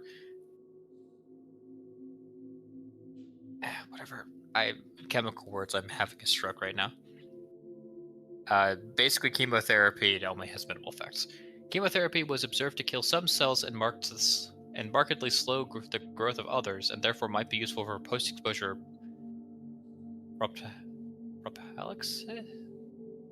prophylaxis, whatever, but isn't effective in established disease.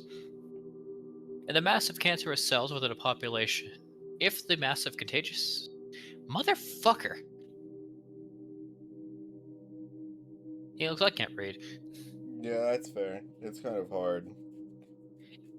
If the mass of cancerous cells within a population does not reach a biomass threshold of approximately 1,400 kilograms, the cells will overwhelm the host within 5 days, resulting in death. If not transferred to a new host, the cancer cells will consume any remaining usable biomass of the host's corpse before finally running out of resources and dying. However, if the mass of cancer cells within a population reaches a threshold, electromagnetic phenomena will start to manifest. The sources of these phenomena appear to be the infected hosts, but the mechanism of the EM manipulation is not understood at this time. He looks at you. We'll do the incident log after you finish this like that. Yeah, that's fine. Furthermore, it appears the EM emanations facilitate some sort of communication between the hosts. Coordinated in some fashion by the neoplasms, the hosts start to act as one entity spread through many bodies. The intelligence of this entity is initially animalistic and reactive. As the intelligence of the Gestalt entity is believed to be based on the remaining brain tissue within the hosts, it is hypothesized that the entity may be able to achieve human-like intelligence. The events from incident I.J77.82 appear to support this hypothesis, and research suggests that some of the more unsettling things seen at Redacted Hospital are manifestations of this intellect. Until suitable methods can be created to jam the EM transmissions of the end-stage infection entity, and until efficacious treatment alternatives for diseases known as cancer enters common usage, the utmost care must be taken with samples of SCP-253. Addenda. 253A. Proposal that SCP-253 be classified as Euclid pending the review of incidents IJ7782 by the overseers. Addenda B. SCP-253 has been given provisional Euclid classification. Final report on incidents has been released. Research into the events of incident has been approved.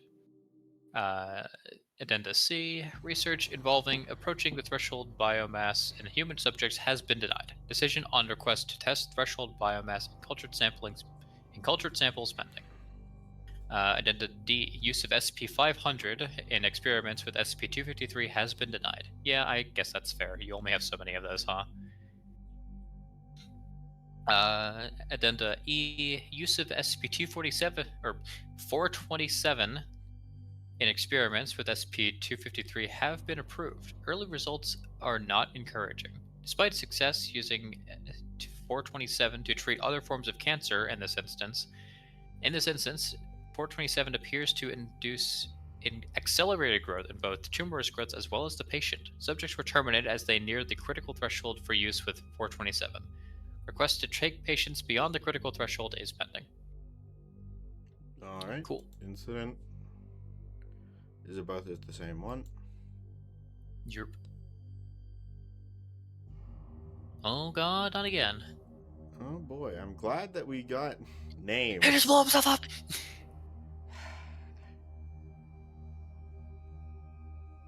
Ugh. I don't know if I want to read this one just because I don't want to fucking try and remember. Like, literally. I think this one would pass the stink test. I do not want to try and, We don't have enough people. That, or just, I don't want to be remembering that I'm A57 and you're A34. Like, give them fucking names. This is, ugh. Fuck it, I'm just gonna go at this myself. That's fair. Okay. I'm just gonna have to raw dog this fucking incident report, unfortunately. Yeah. Incident I.J77.82. SCP involved, SCP-253. Preamble. On Redacted, the Foundation became aware of a significant event leading to the quarantine of an entire hospital under the pretext of an Ebola epidemic. Due to reports of the abnormal electromagnetic phenomena associated with the hospital, the report was transmitted through unofficial channels and eventually made its way to the Foundation. Concerned that other groups might get involved, the Foundation sent Redacted to investigate the situation. At 1800 hours, an infiltration squad of the task force entered Redacted Hospital. Site investigation summary. Examination of the exterior of the hospital showed no abnormal signs. Telescopic examination through windows showed human shapes of indeterminate origin moving through the halls of the hospital. Examination of the electromagnetic spectrum showed the hospital was giving off EM energy. Analysis of the signal showed a pulse of consistent energy lasting between 29.2 seconds and 45 seconds. This pulse was followed by a 2.3 to 11.2 seconds cessation of emission. The pulse's energy was primarily concentrated in three bands: 82% of the SHF radio frequency band, 11% of the ELF radio frequency band, and 7% in a band centered near 1.2 THz. I don't remember what that means off the top of my head. The SHF pulse initially interfered with the site investigation team's satellite link-ups, but a workaround was quickly implemented. The IR spectrum shows a radiation spike consistent with a temperature within the structure of approximately 40 degrees Celsius, 100 degrees Fahrenheit. Seismic investigation proved inconclusive.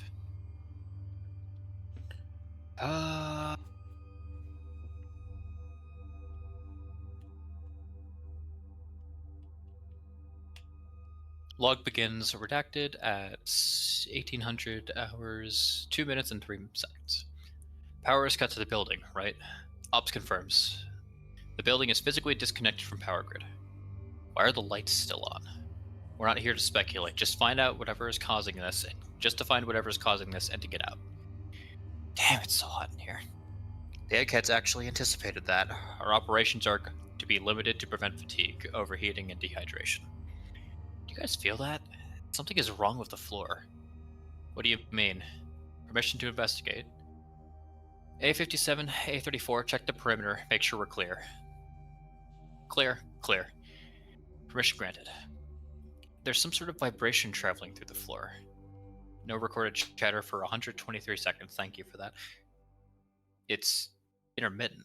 A 30 to 40 second burst of vibration followed by a 5 to 10 second rest. Alright, we're heading deeper into the structure. Addendum. Prior to being removed from the power grid, investigation had shown that the structure was actually pumping power in the grid. Seismic sensor external to the site did not pick up any vibration, even while a great number of human figures were seen to be moving within the structure.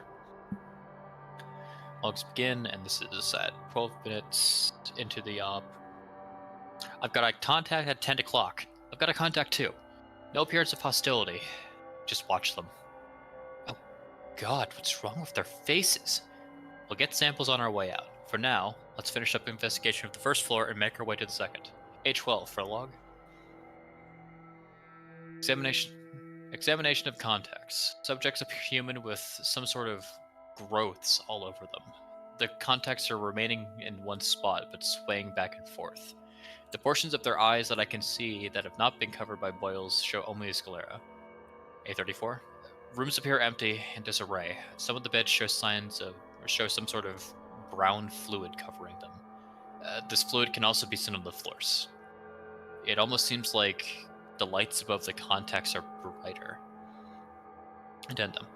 Samples were unable to be taken of a brown fluid before it was required to destroy and sterilize the site of investigation. 16 minutes and 42 seconds in. We're making our way up the stairs, about to open doors to the second floor. A34. A deep thump can be heard over the log. The hallways are not lit. It's almost completely dark. Activating flashlight. Oh, God.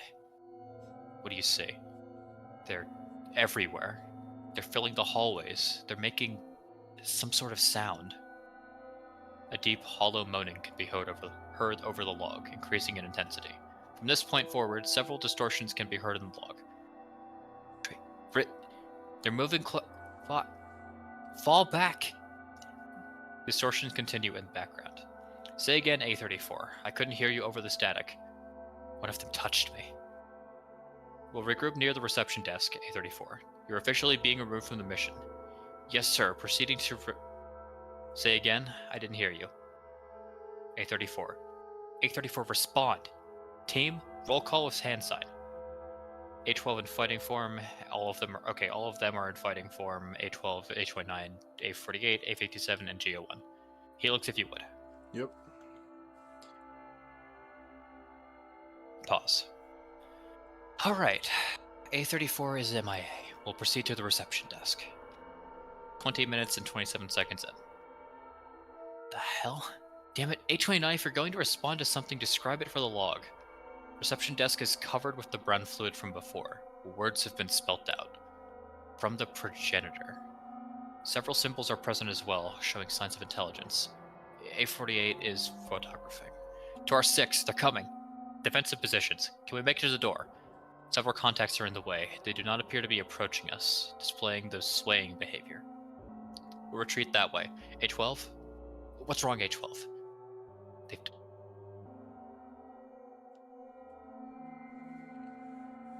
A48, get a picture of that. That's one way to use a scalpel. Wait a minute, is that a necklace made of teeth? The fuck? Sounds of weapon fire. Cease fire! Perchant, cease fire, Eric! No, Eric Perchant is A12. Distortions on long increase. I'm sorry. I'm so sorry. I hope this finds you release. Momentary sounds of a large explosion followed by lock cutting out. Just blew himself up! Doesn't matter. They're coming closer, we have to get out. Weapons free. Yes, sir. Static for 37 seconds. Unknown in prehistory. In prehistory, the essence of life waited on darkness. Its children turned against it. Now, all will be returned to the essence. Addendum. Past this point, no further portions of the log can be salvaged. A29, 57, and GO1 escaped from the hospital. Sterilization protocol was enacted minutes later as it appeared several of the affected hosts were attempting to escape from the structure. The 3 survivors of the infiltration team were placed in quarantine, and samples of SCP-253 were obtained from them. Their treatment was attempted, none of them survived past to 5 days. Helix, if you would. A48 was lost in the retreat, and unfortunately, his camera was unable to be salvaged. Though wireless backup protocols were in use, the distortion effect in the hospital meant a great deal of the photographic evidence collected in incidents is fragmentary. A48 and A34's corpses were found, badly burned. Remains identifiable as A12 were not recovered. Other human remains were found, but with no recognizable trace of SCP-253. The sterilization site had been determined to be devoid of all traces of SCP-253, and will leave Foundation custody 6 months after the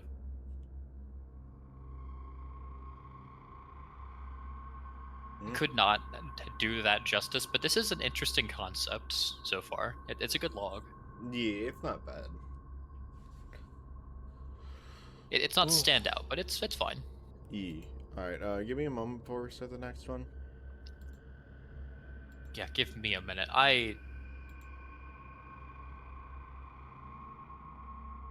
Oh. Ugh. Yeah, maybe we might have to start cutting out logs that have that many people in them, which is really sad.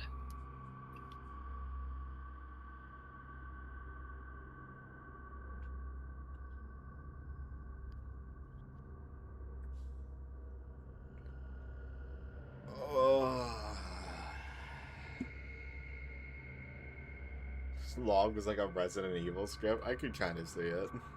A little bit, yeah. Oh.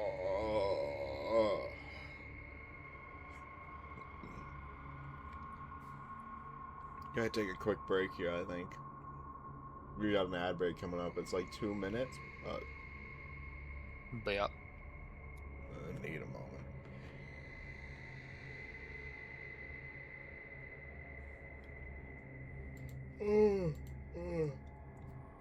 Oh.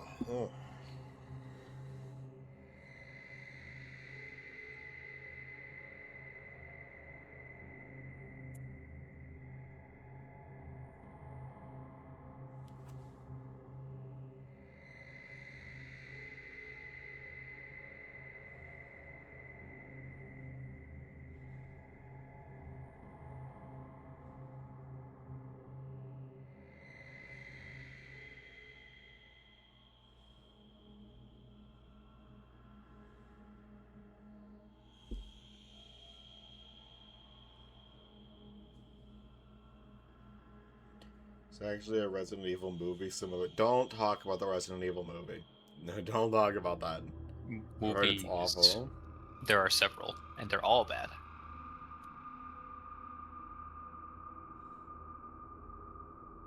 I don't know why they kept trying, frankly.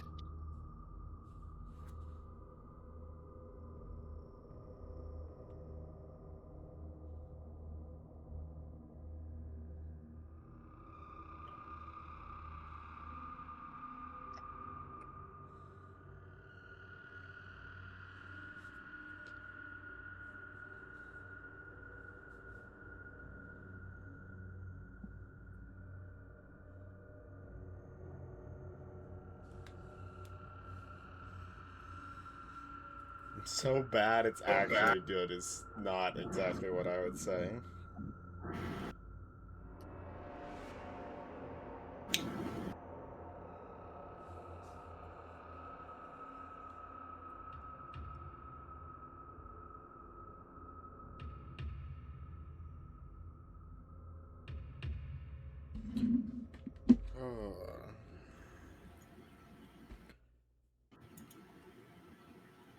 Alright.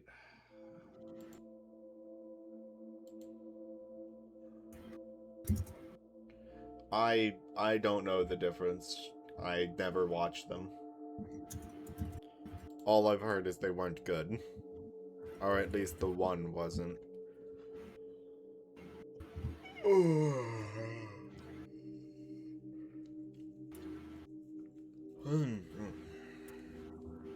Item number SCP-254. Object class safe. Special containment procedures.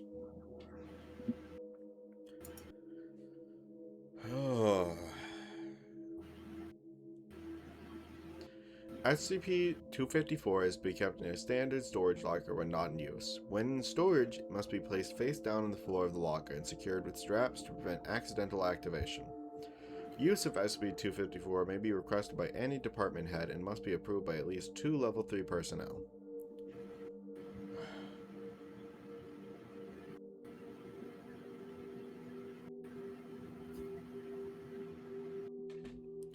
Sorry, I had fucking... Ugh.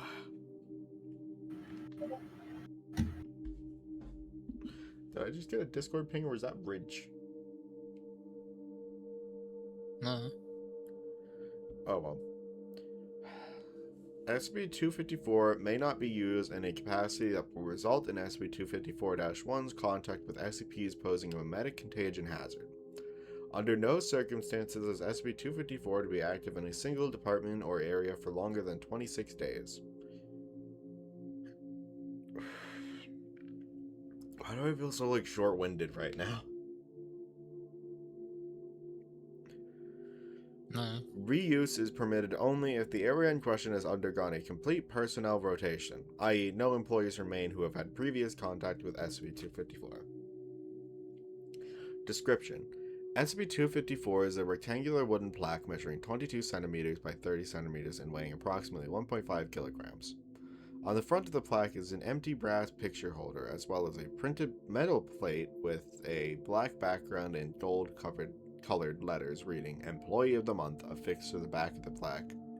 Is a standard hanging device.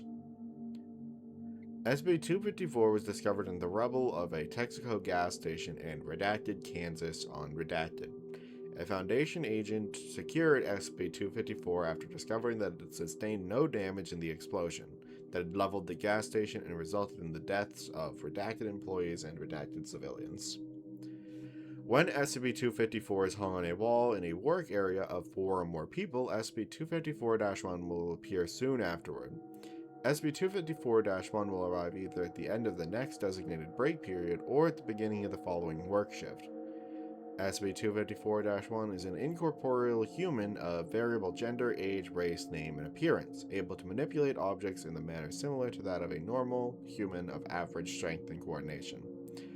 SCP-254-1 will adopt the appearance and persona of a model employee based on an area's memetic consensus. Once SCP-254-1's appearance has been established, an image of SCP-254-1 that appears to be an 8x10 glossy photograph fills the empty picture holder, and it will not change until SCP-254 is moved to a new location. Across the bottom of the photograph in print is the newly assumed name of SCP-254-1. The photograph cannot be removed from the picture holder by any known means, but it can be torn or ripped. Doing so in an aggressive or purposeful manner results in a violent reaction from SCP-254-1. See attached recording SCP-254-A, data expunged, the redacted incident. Persona. Yes, persona. Regardless of appearance, SCP-254-1 maintains a cheerful demeanor at all times. SCP-254-1 is able to carry on conversations about the weather, traffic, the previous night's TV shows, sports, and other such topics, although SCP-254-1 will never discuss topics of which present individuals have no knowledge. Personnel assigned to work in an area where SCP-254 is in use do not appear alarmed by SCP-254-1's incorporeal nature or sudden appearance, stating that SCP-254-1 works here. Due to local personnel's reluctance to remove the plaque or inability to remember to remove the plaque, removal is to be scheduled and performed by off-site personnel. SCP-254-1 is capable of performing menial tasks quickly and efficiently. When given tasks that require specialized training, although SCP-254-1 does not possess the required expertise. They will attempt them with the usual good attitude, but will perform as well as an average person could be expected to perform. SCP-254-1 will continue to perform as an exemplary employee as possible for a length of time between 28 to 46 workdays, usually ending at the conclusion of the calendar month. If SCP-254 is placed in a workplace several days into a calendar month, SCP-254-1 will act as an effective employee until the end of the following month. Although, due to the dangers posed by shifting memetic consensus, no use of SCP-254 for longer than 26 days is permitted. After the month has passed, if SCP-254 is not removed, SCP-254-1 will begin to degrade in performance, beginning with an unhelpful attitude and forgetfulness. If SCP-254 is not removed, SCP-254-1 will become a worse and worse employee until fired. Firing can be represented by removing SCP-254 from the wall, or by informing SCP-254-1 of its termination. If SCP-254-1 is fired within approximately 20 days from the start of its decline in performance, SCP-254-1 simply leaves the area and disappears. Following cessation of employment after this point, SCP-254-1 will actively sabotage the work area in the most destructive manner possible, posing severe hazard to any nearby personnel. And the world, people, we work with SCPs here, and if proper removal arrangements are not made with off-site security and documented with on-site security, the offending employee will find themselves jobless or worse. I mean, to be fair, at an SCP site, what if you do miss the deadline and he tries to destroy everything as efficiently as possible and he just releases SCP-682? Yeah. Not that he would probably have the clearance to do something like that, but like the intent is what's dangerous. Mm-hmm. My sister sent me a picture of Pedro and one of the cats sleeping together. That's adorable. Fantastic. Addendum. Following incident 254-210G, all tests on employing SCP-254-1 beyond 26 days must be conducted at a separate site containing no other SCPs. No exceptions!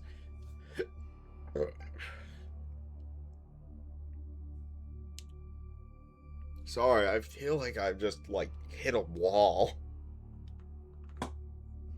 with my rating. Oh.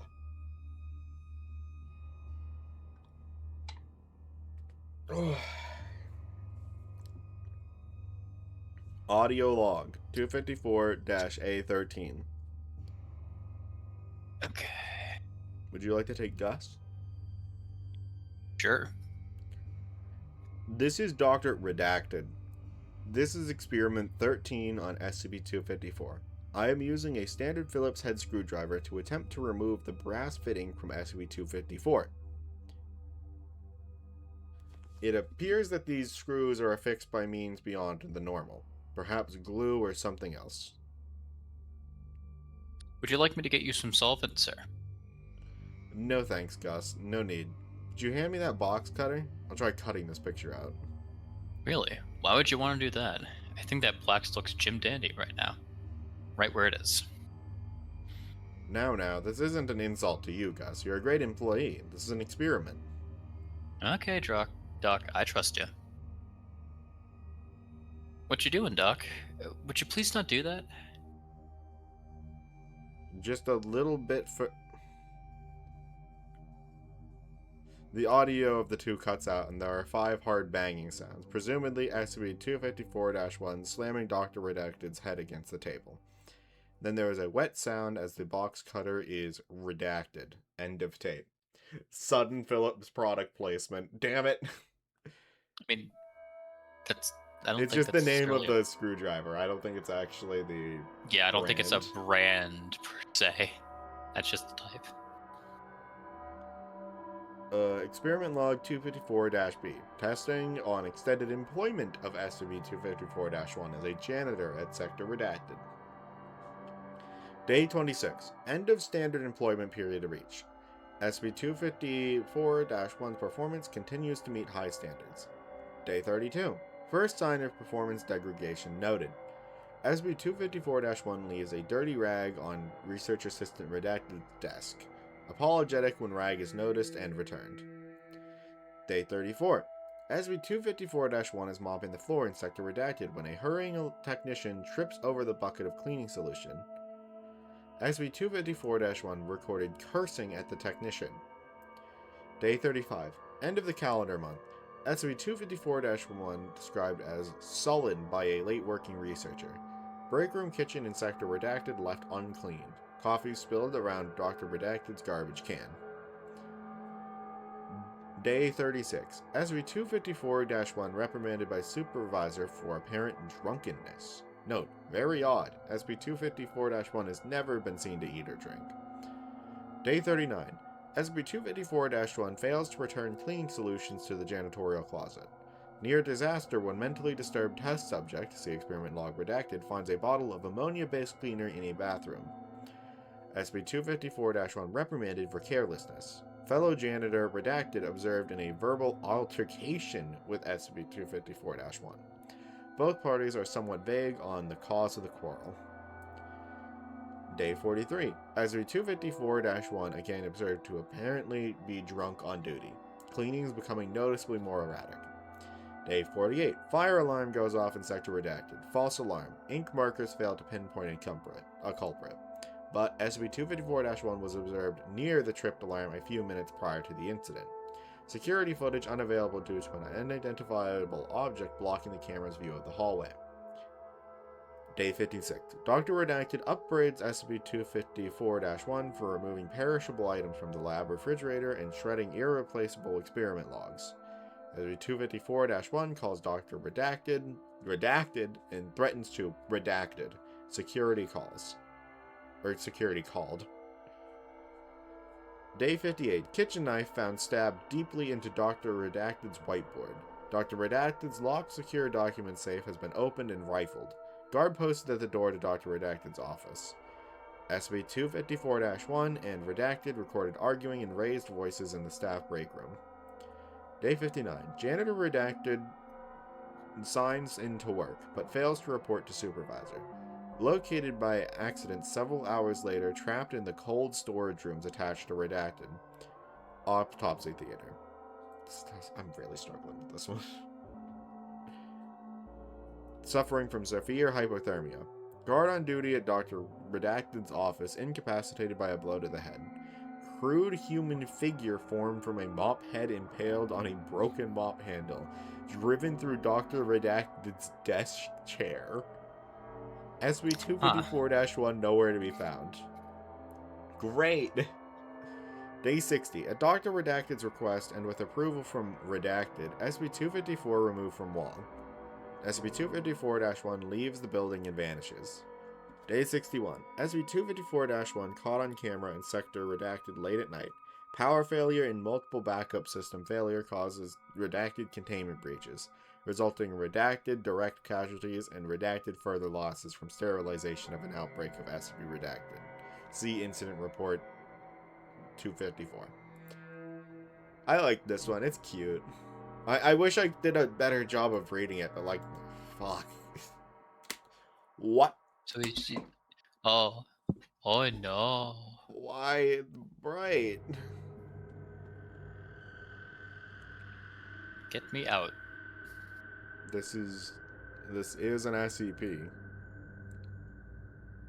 I wanna. Referred to as a fucked up pink kitty fuck. Gamers against weed. This feels like a shit post. Oh yeah, but it's an actual SCP-255 Mugenics. Yeah. Will you read this one?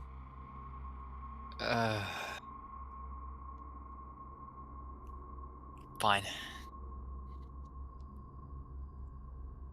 I wish the top of it weren't fucking blinding me. Yeah. I don't know why that is. I don't know if that's on purpose. I think it's conflicting with your fucking it might be malware that's trying to make everything dark mode. thing, yeah.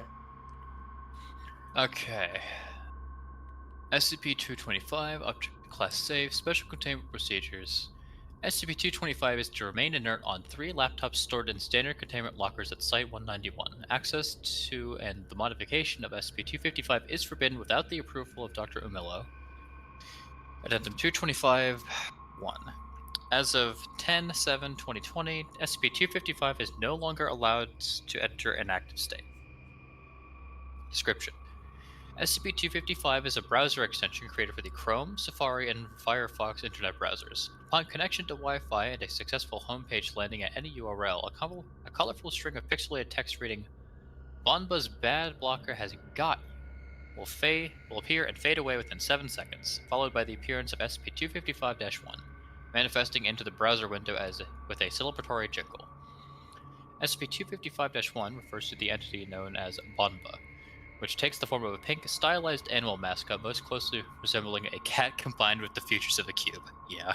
Yeah. When a user visits a webpage containing advertisements while SCP-255 is active, SCP-255-1 will begin violently convulsing for as long as the user stays on the page. I like to imagine, like, it doesn't show any distress, it just starts vibrating. I like that it's not an ad blocker that like stops the ads from happening, but this creature will be in pain the longer you're on a page. It's with Bonba's ads. bad blocker, so yeah. After a variable amount of time, ranging from 10 seconds to 2 minutes, SCP-255-1 will produce a weapon and use it against all visible ads on the page. Oh, it is just like those stupid little extensions where you can like throw shit at the screen. That's awesome. That's cute. Said weapons range from mundane objects such as baseball bats to extremely accurate models of modern military-grade equipment. God, it sure is. Once an advert has been targeted, its thumbnail image will be shattered, blanking it out, and clicking the space therein will no longer take the user to the advertised content. 24 hours after an ad has been destroyed, an individual associated with the advertiser will be killed in a violent manner. Okay. Oh, Huge. Jesus. All right, don't open fandom, or you'll get like... Thy end is now. You'll get like Prepare 7 kills per page. Good. Jesus. The victim is not usually the one who placed the advertisement directly, but rather someone working with the ad agency involved in the hosting of the advert. In extremely rare cases, a replacement target will be selected instead, and be an individual whose person could be considered a part of the brand of the company involved, as if SCP-255 views the victim as being metaphorically aligned with the concept of being advertised to. The statistic increases dramatically if a face is present on the advertisement or if a person's name is involved with either the advertised/advertising company. Eyewitnesses have consistently identified victims as being attacked by someone wearing an animal suit, assumed to bear a likeness to SCP-255-1. Currently, there exists no footage of an SCP-255-1 attack, as all electronic surveillance and video monitoring equipment within a 20-meter radius of the victim will proceed to malfunction and irreversibly corrupt until SCP-255-1 demanifests. That last sentence was crossed out. See Addendum 255-3, or point 3.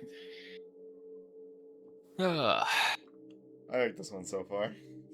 The weapon used in the attack seems to line up exactly with the weapon used to kill the initial advertising trigger, although there does not seem to be any correlation between the sophistication of the murder weapon and the notoriety of the victim as previously thought upon discovery.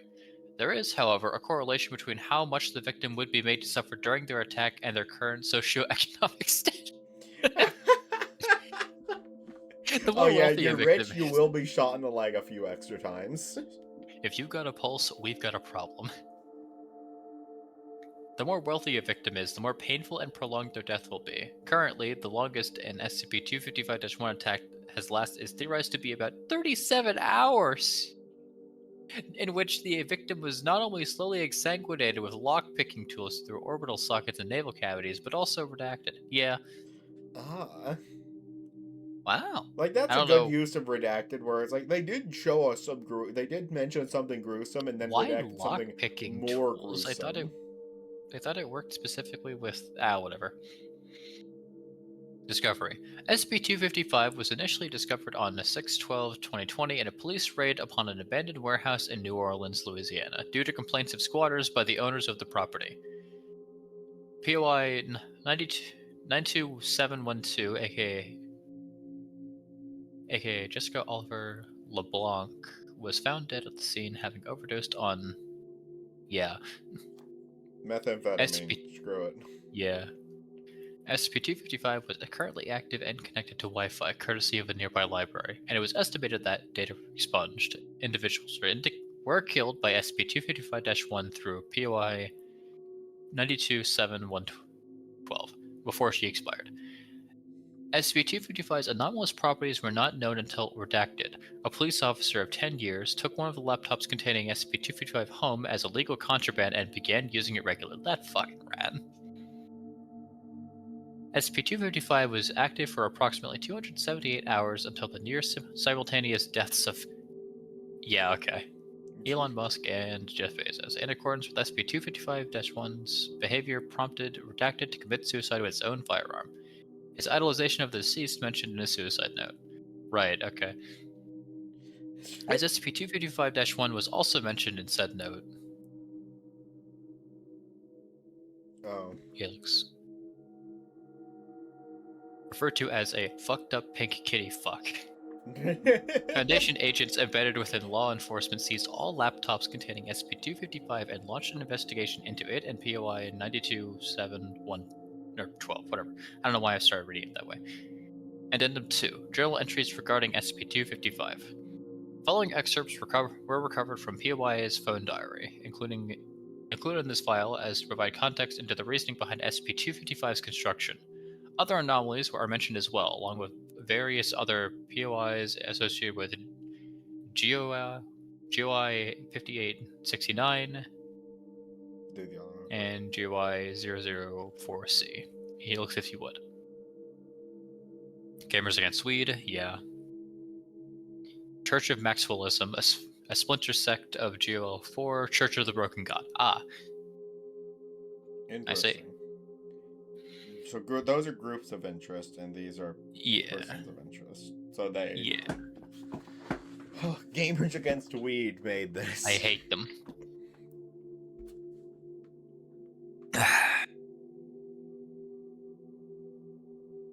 Entry.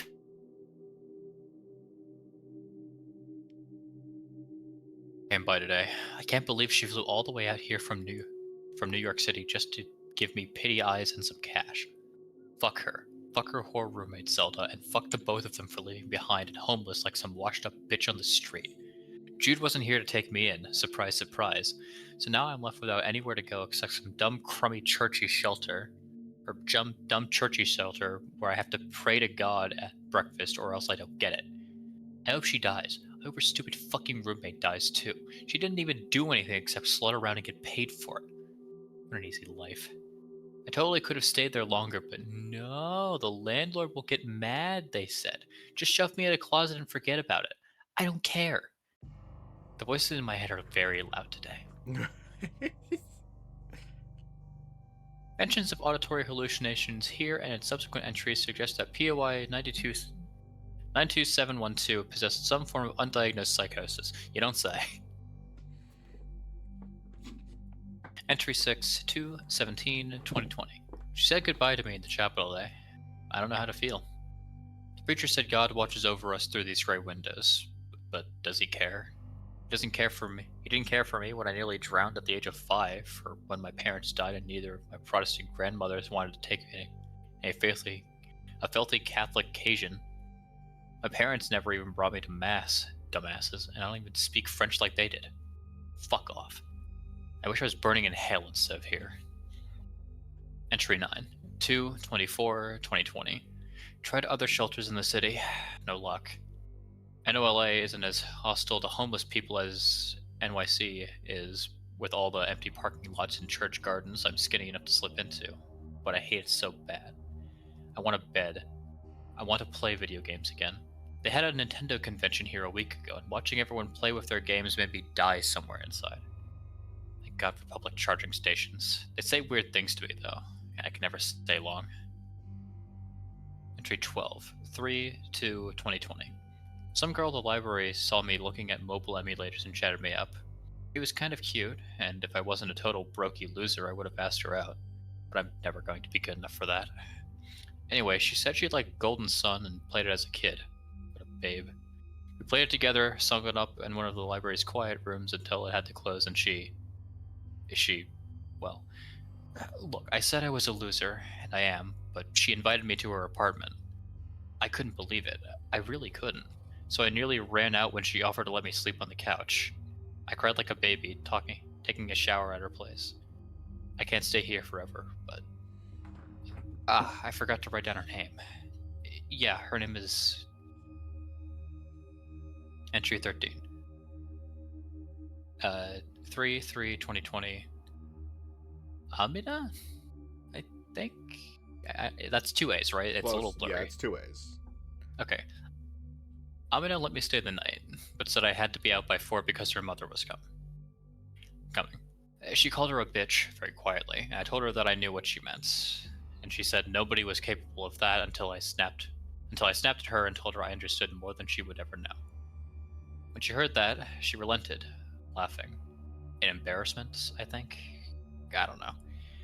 Whatever the reason, she just said her mom was some kind of fundamentalist who insisted she needed to get married already and cover her hair. That was all she gave me, and then said that she didn't want to talk about it anymore. I asked her how she felt dealing with the anxiety of something like that. She said she uses a machine her friends made to connect to the internet and calm down. I thought she meant a phone, but she was talking about an honest-to-God machine. It was small, with a huge hollow face, but the brass was... I don't know how to describe it. Stupidly enticing is a good word, I think. It looked like a child's toy, but it had great power. It wouldn't stop staring at me and talking to me, whispering to me of a great promise through wires and connected circuits. She let me use it, and it should be noted that as of 6/19/2023, all attempts to locate the Armenia, whatever fuck, individual mentioned in these entries has failed. No such person matching that name has found any residency records in New Orleans since 2005. Entry 14, 3/5/2020. I stuck around her apartment complex because I couldn't get my mind off that thing. I need to use it again. I need to see her, twine my hands with hers as we surf a highway of digitized tears.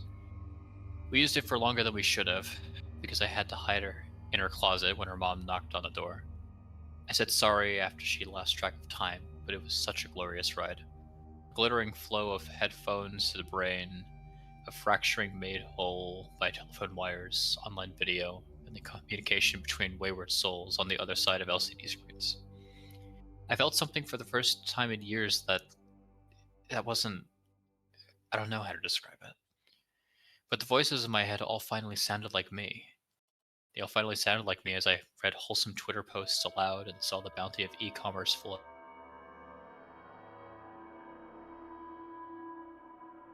Like rainbow snakes streaking through the Hold sky. on, you just cut out there for a moment. God From damn it, where did it stop? Hyperspace. Hyperspace was at my mercy. Digital content pulsating like rainbow snakes streaking through the sky. I cried when I was done. Everything made sense for the first time in my life. I was screaming so loud when I was using it though, because Amina texted me a few hours later to say there were 4 noise complaints filed against her. Entry 16, 3/8/2020. I saw her again at the park today. She tried to run away from me, but I begged her to stay. Everyone was staring at us. Something's gone wrong. I knocked at her door yesterday, but she didn't answer. I knew she was there because of the fact I saw her car pull into the lot, and she looked around as if she was being stalked. I'm not a stalker. I just want to be your friend. I just want to use that thing and feel okay, talking to a bunch of metallic hands which sing me hymns that I finally feel at peace for. Why does she hate me? I asked her at the park and she refused to answer. She said I needed to leave, that someone like me couldn't be around her for long. What does that mean? I know the obvious, but Please, Alma, I'm sorry for wearing dirty clothes. I'm sorry for not being able to shower as often as you want me to. I'm sorry I can't hold down a job and get weird looks from your neighbors. I didn't mean any of it. I'm just a stupid loser and you made me feel whole. Your machine connected us. It connected me to something bigger, and I need it. I need it. I need that connection again. I need the voices in my head to belong to me again. Entry 17, date 3/14/2020. I think I'm broken. I think I'm going to hurt myself in some major ways soon. I can't make sense of anything anymore. Not after losing her. I approached her apartment complex and she texted me from an unknown number that said she would call the police if I show up again. What am I to do? Was Xenia right about me? To kick me out? Maybe I am crazy. Maybe I really am not worth anyone's time. One nice thing, and now it's gone. I'm sorry, Amina. Please come back. Please come back. Please come back. Please come back. I'm sorry, Xenia. You were right.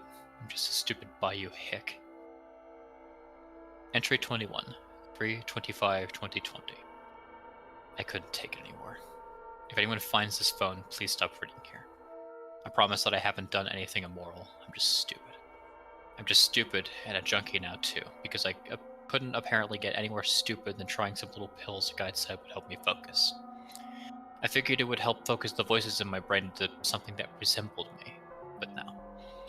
I tried for too long and now it hurts. Amina's apartments were empty when I broke in. She threw away the origami crane I folded for her, along with all the other crafts we made together. I spent so much goddamn time on those. Could you? Regardless, I found the machine and I took it. I took all of the wires it was attached to and all of the other gizmos and shoved them into my backpack. I think there was supposed to be a set of instructions that came with this, because Amina told me something about hooking it up to was it a closed network? She said it had to be safe from interference. What kind of interference, I don't know. I really don't.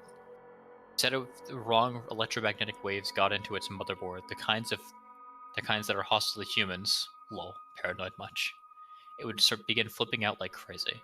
But I'm confident I'll figure this fucking thing out.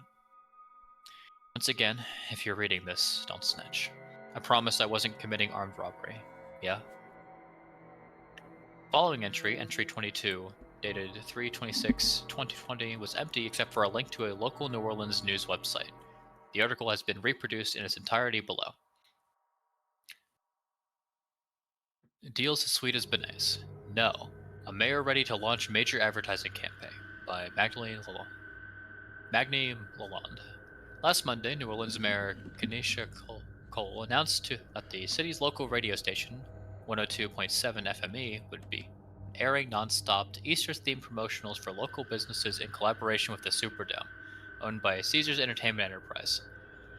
In addition to being sponsored by ExxonMobil, listeners have been advised to tune in to check out the specials many of these businesses will be putting out, as the exceptionally low prices will be made possible by subsidies provided by both the city and its collaborating partners. Mayor Cole has stated to the press that this event will last for a total of 72 hours and is part of a larger effort on behalf of the NOLA Chamber of Commerce to increase traffic to non-tourism areas and encourage local growth. Following this entry, POI 92712's journal entries became increasingly erratic, displaying formatting not consistent with the capabilities of her phone's model. It is currently unknown if this property was due to POI 92712's long-term use of the machine mentioned in previous entries, or if the object's malfunctioning affected the electronics around it. It is theorized that what Amina created was a cyberpathic humming device, capable of projecting the user's consciousness into Ethernet networks, most similar to mechanisms developed by Maxwellian cultists for the purpose of worship and meditation. Entry 23, 3/28/2020. Can't sleep. Can't eat. Pills got stuck in throat. All I can hear is the wails of 5-second advertisements that play over the beautiful music I heard before. Over and over and over and over and over. Entry 24, 4/1/2020. A scream about the old days. The dial-up days, angsty but lacking anger. These voices want to kill me for betraying them, for subjecting them to modernity. Stop showing me makeup ads. I'll never be able to afford it. I'm never going to be pretty enough to matter to anyone. Okay, that's just weird. Entry 28, 4/19/2020. Can't stop using machine. Hoping wild internet will go away. Soon.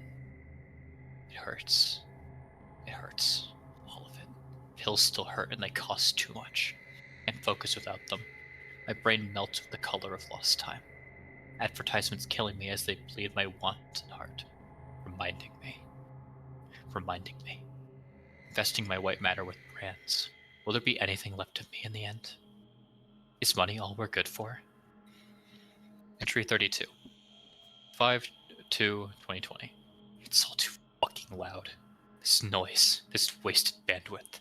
It weaves together and knits my guts dry like a shitty needle. Entry 35. 5/12/2020. I have to do something. I have to save the world and myself. Too many voices in my head, and they're crawling with ants inside of my throat every time. The world must be purged. Let's find a way to return to form. Return machine to form. Entry 37. 5/19/2020. Blue sky, takeout pie, see mom and nod. Internet flowing. And flowing, and raining, and cracking, and bursting. Spill, spill, spill pizza all over dirtying minds and pink laundry. I cry, I kiss and cry over and over and over and over again. Amina. Senia. Entry 35 or 45. Date 6/4/2020. Am crafting ruler to calm down, voiced and kept mind on ground. Cold in library, no jacket. Hungry. No. Amina's apartment empty. Stole laptops from someone. Will change world. Must kill consumerism and all that they stand for. The boxes, the shoes, the fake pearls. I can't eat any of that. I can't eat any of that. Oh, Juan, where is the freedom the internet once held? Entry 46. 6/6/2020. Can't eat. So much hurts. And heart is racing. No hope left for me except this and laptops and stupid cat thing. Don't know if it will work, but I must be quiet again. I can't hear my own life over the information and advertisements steal. None of us can. Nobody will be themselves in a world like this. A world which steals the most basic of humanity. Entry 48. 6/8/2020. None of us can bear. Our minds are being taken over. Psychology used against us. Turned on humanity for their sins from a few. When the fuck? We are beneath unfeeling algorithms for their arrogance, their avarice. While they are... God, it's getting really hard to read that on the With black. their avarice. With their avarice. While they are eager to rend us apart at wired seams. Silicon Valley is monopolizing. The grave robbing of you, me, and the internet. Juan is dead, and now he wishes to hurt me.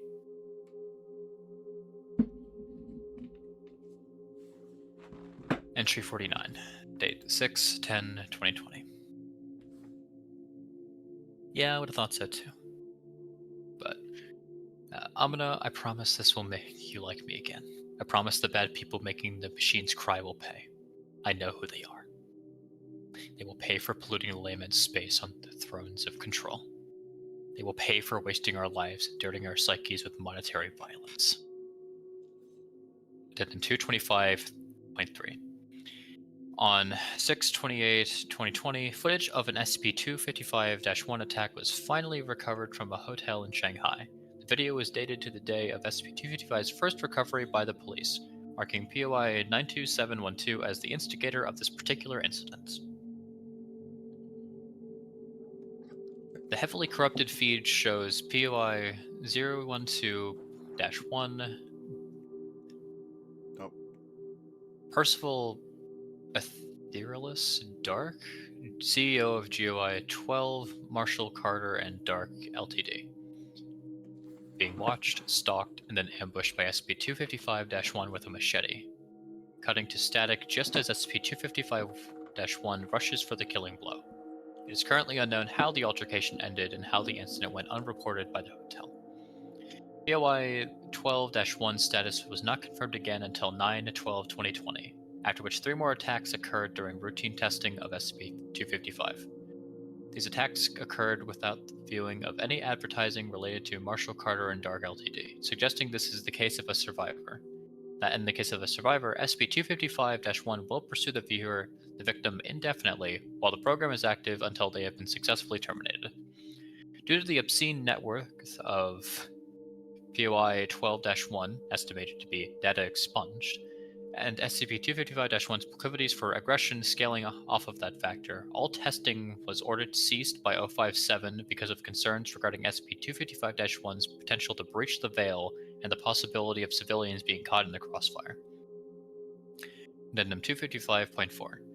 Recent investigations in the Marshall Carter and Dark Ltd. Activity in New Orleans has revealed a connection between them and POI 92712. The advertising campaign described in Entry 22 was a soft power stunt by POI 12-6. Carter. Robert Shahid Carter. Okay. Holding companies who own the sponsors with the goal of being to flood New Orleans with visitors such that police activity would increase. This was supposed to result in the squashing of pro-green energy protests being held outside of the mayor's hall those very same days for being seen as disruptive to pedestrians. Based on internal memos, it does not seem like this effort was successful. 7 Marshall Carter Dark Ltd. Shell Corporation agents associated with the endeavor were confirmed victims of SCP-255-1, along with 2 in-house employees who worked as marketers. The protesters succeeded in their goals, which resulted in a domino effect that saw Louisiana decreasing its fossil fuel production by 40% within the next 5 years, along with the state putting massive amounts of money into renewable energy infrastructure. Marshall Carter and Dark Ltd.'s failure also led to an overall cleaner cyberspace, with advertising in New Orleans becoming highly regulated following other pro-consumer legislation passed during this cultural shift. As a result, the city saw a 12,000% increase in Maxwellian cult activity since POI 92712's death, and is now considered a haven for the practitioners from across the world. I like this one. Yeah, Alright, cool. I think this one was really solid, and I do like how it was written. It actually used the quirky text well, I think. Like, Yeah. it wasn't... The last bit was a little hard to read, but I think it was meant to be. Only because of how we have it. I think it would have been fine. Maybe a different shade of blue would have been preferable, but... Yeah. I think this one is really good. Is this just a link to, the 0507? Well, you should... Nope, get away from me. Oh, my eyes! Get it away from me. Alright, do we think that's a good place to call it for tonight? My voice hurts. Yeah, that's fair. This was kind of long, but I liked it a lot.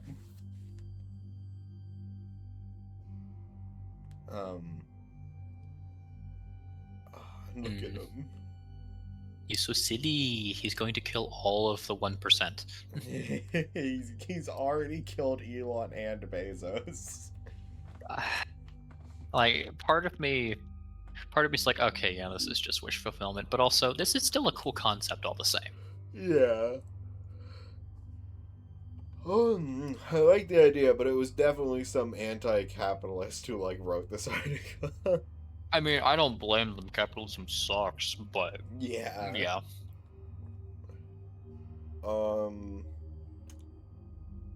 I just think the segment with the person, I forget what her name was, the writer, was actually well done. Yeah. That. Watching them kind of descend was good. I liked how slow they took it. Painful in a different way. Yeah, that hurt. Yeah, and I do like a lot of the groups of interest mentioned. I wish they went a little more in depth about how they were involved. As someone who doesn't really know all that much about Maxwellian in particular compared to Machine of the Broken God, which I also don't know much about, yeah. I view what happened with the writer of these entries as being more of how someone slips into this side of things. Yeah. Their situation usually just being so awful that there's little else they can turn to. Yeah. I think something this is an strength and incredible certainty article. of steel. This is probably my favorite from today, I think. Probably, yeah. For the sake of not just both of us picking this at the same time, I did also like the squid one. It was pretty self-contained. Yeah, I think the squid one, I only didn't like it because it crossed a lot of stuff out for, like, no reason. Yeah, it was crossed out weird. Yeah. Alright, I'm gonna make the post. I mean, what was the one that WeFit suggested? Because that one was also good. Are you sure you didn't like that one more than the squid one? Yeah, no, I like that one too. That was, let's see. 2,774? Yeah.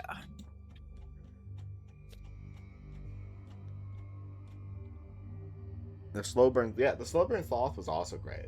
Sloth was also really good. I think I might listen, I really liked Funny Cat. Not the Bengal tiger in disguise, but no, this was good. Alright, so what's your final decision on your favorite for today?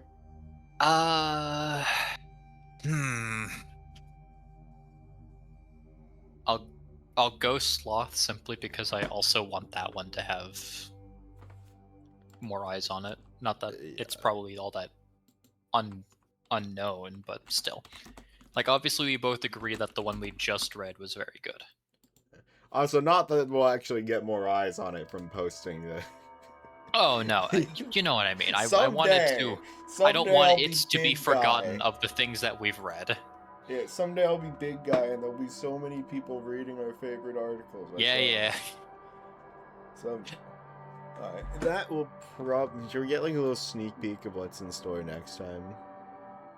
I don't like the name Junk Mail, actually. Yeah. I don't know why I went here. Die. I'm just gonna have to... Oh, wait, it looks normal now. Oh, that... I guess we just got kind of screwed the first time. Okay. I think it worked for it, personally. It did. Yeah. Like, it... Odd that it didn't that hurt happened, anything. though. It was just weird. Yeah, I don't know why that was just the thing fucking up then. Cool.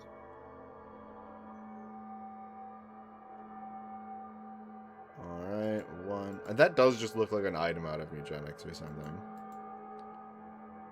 That looks like something I would draw for fun.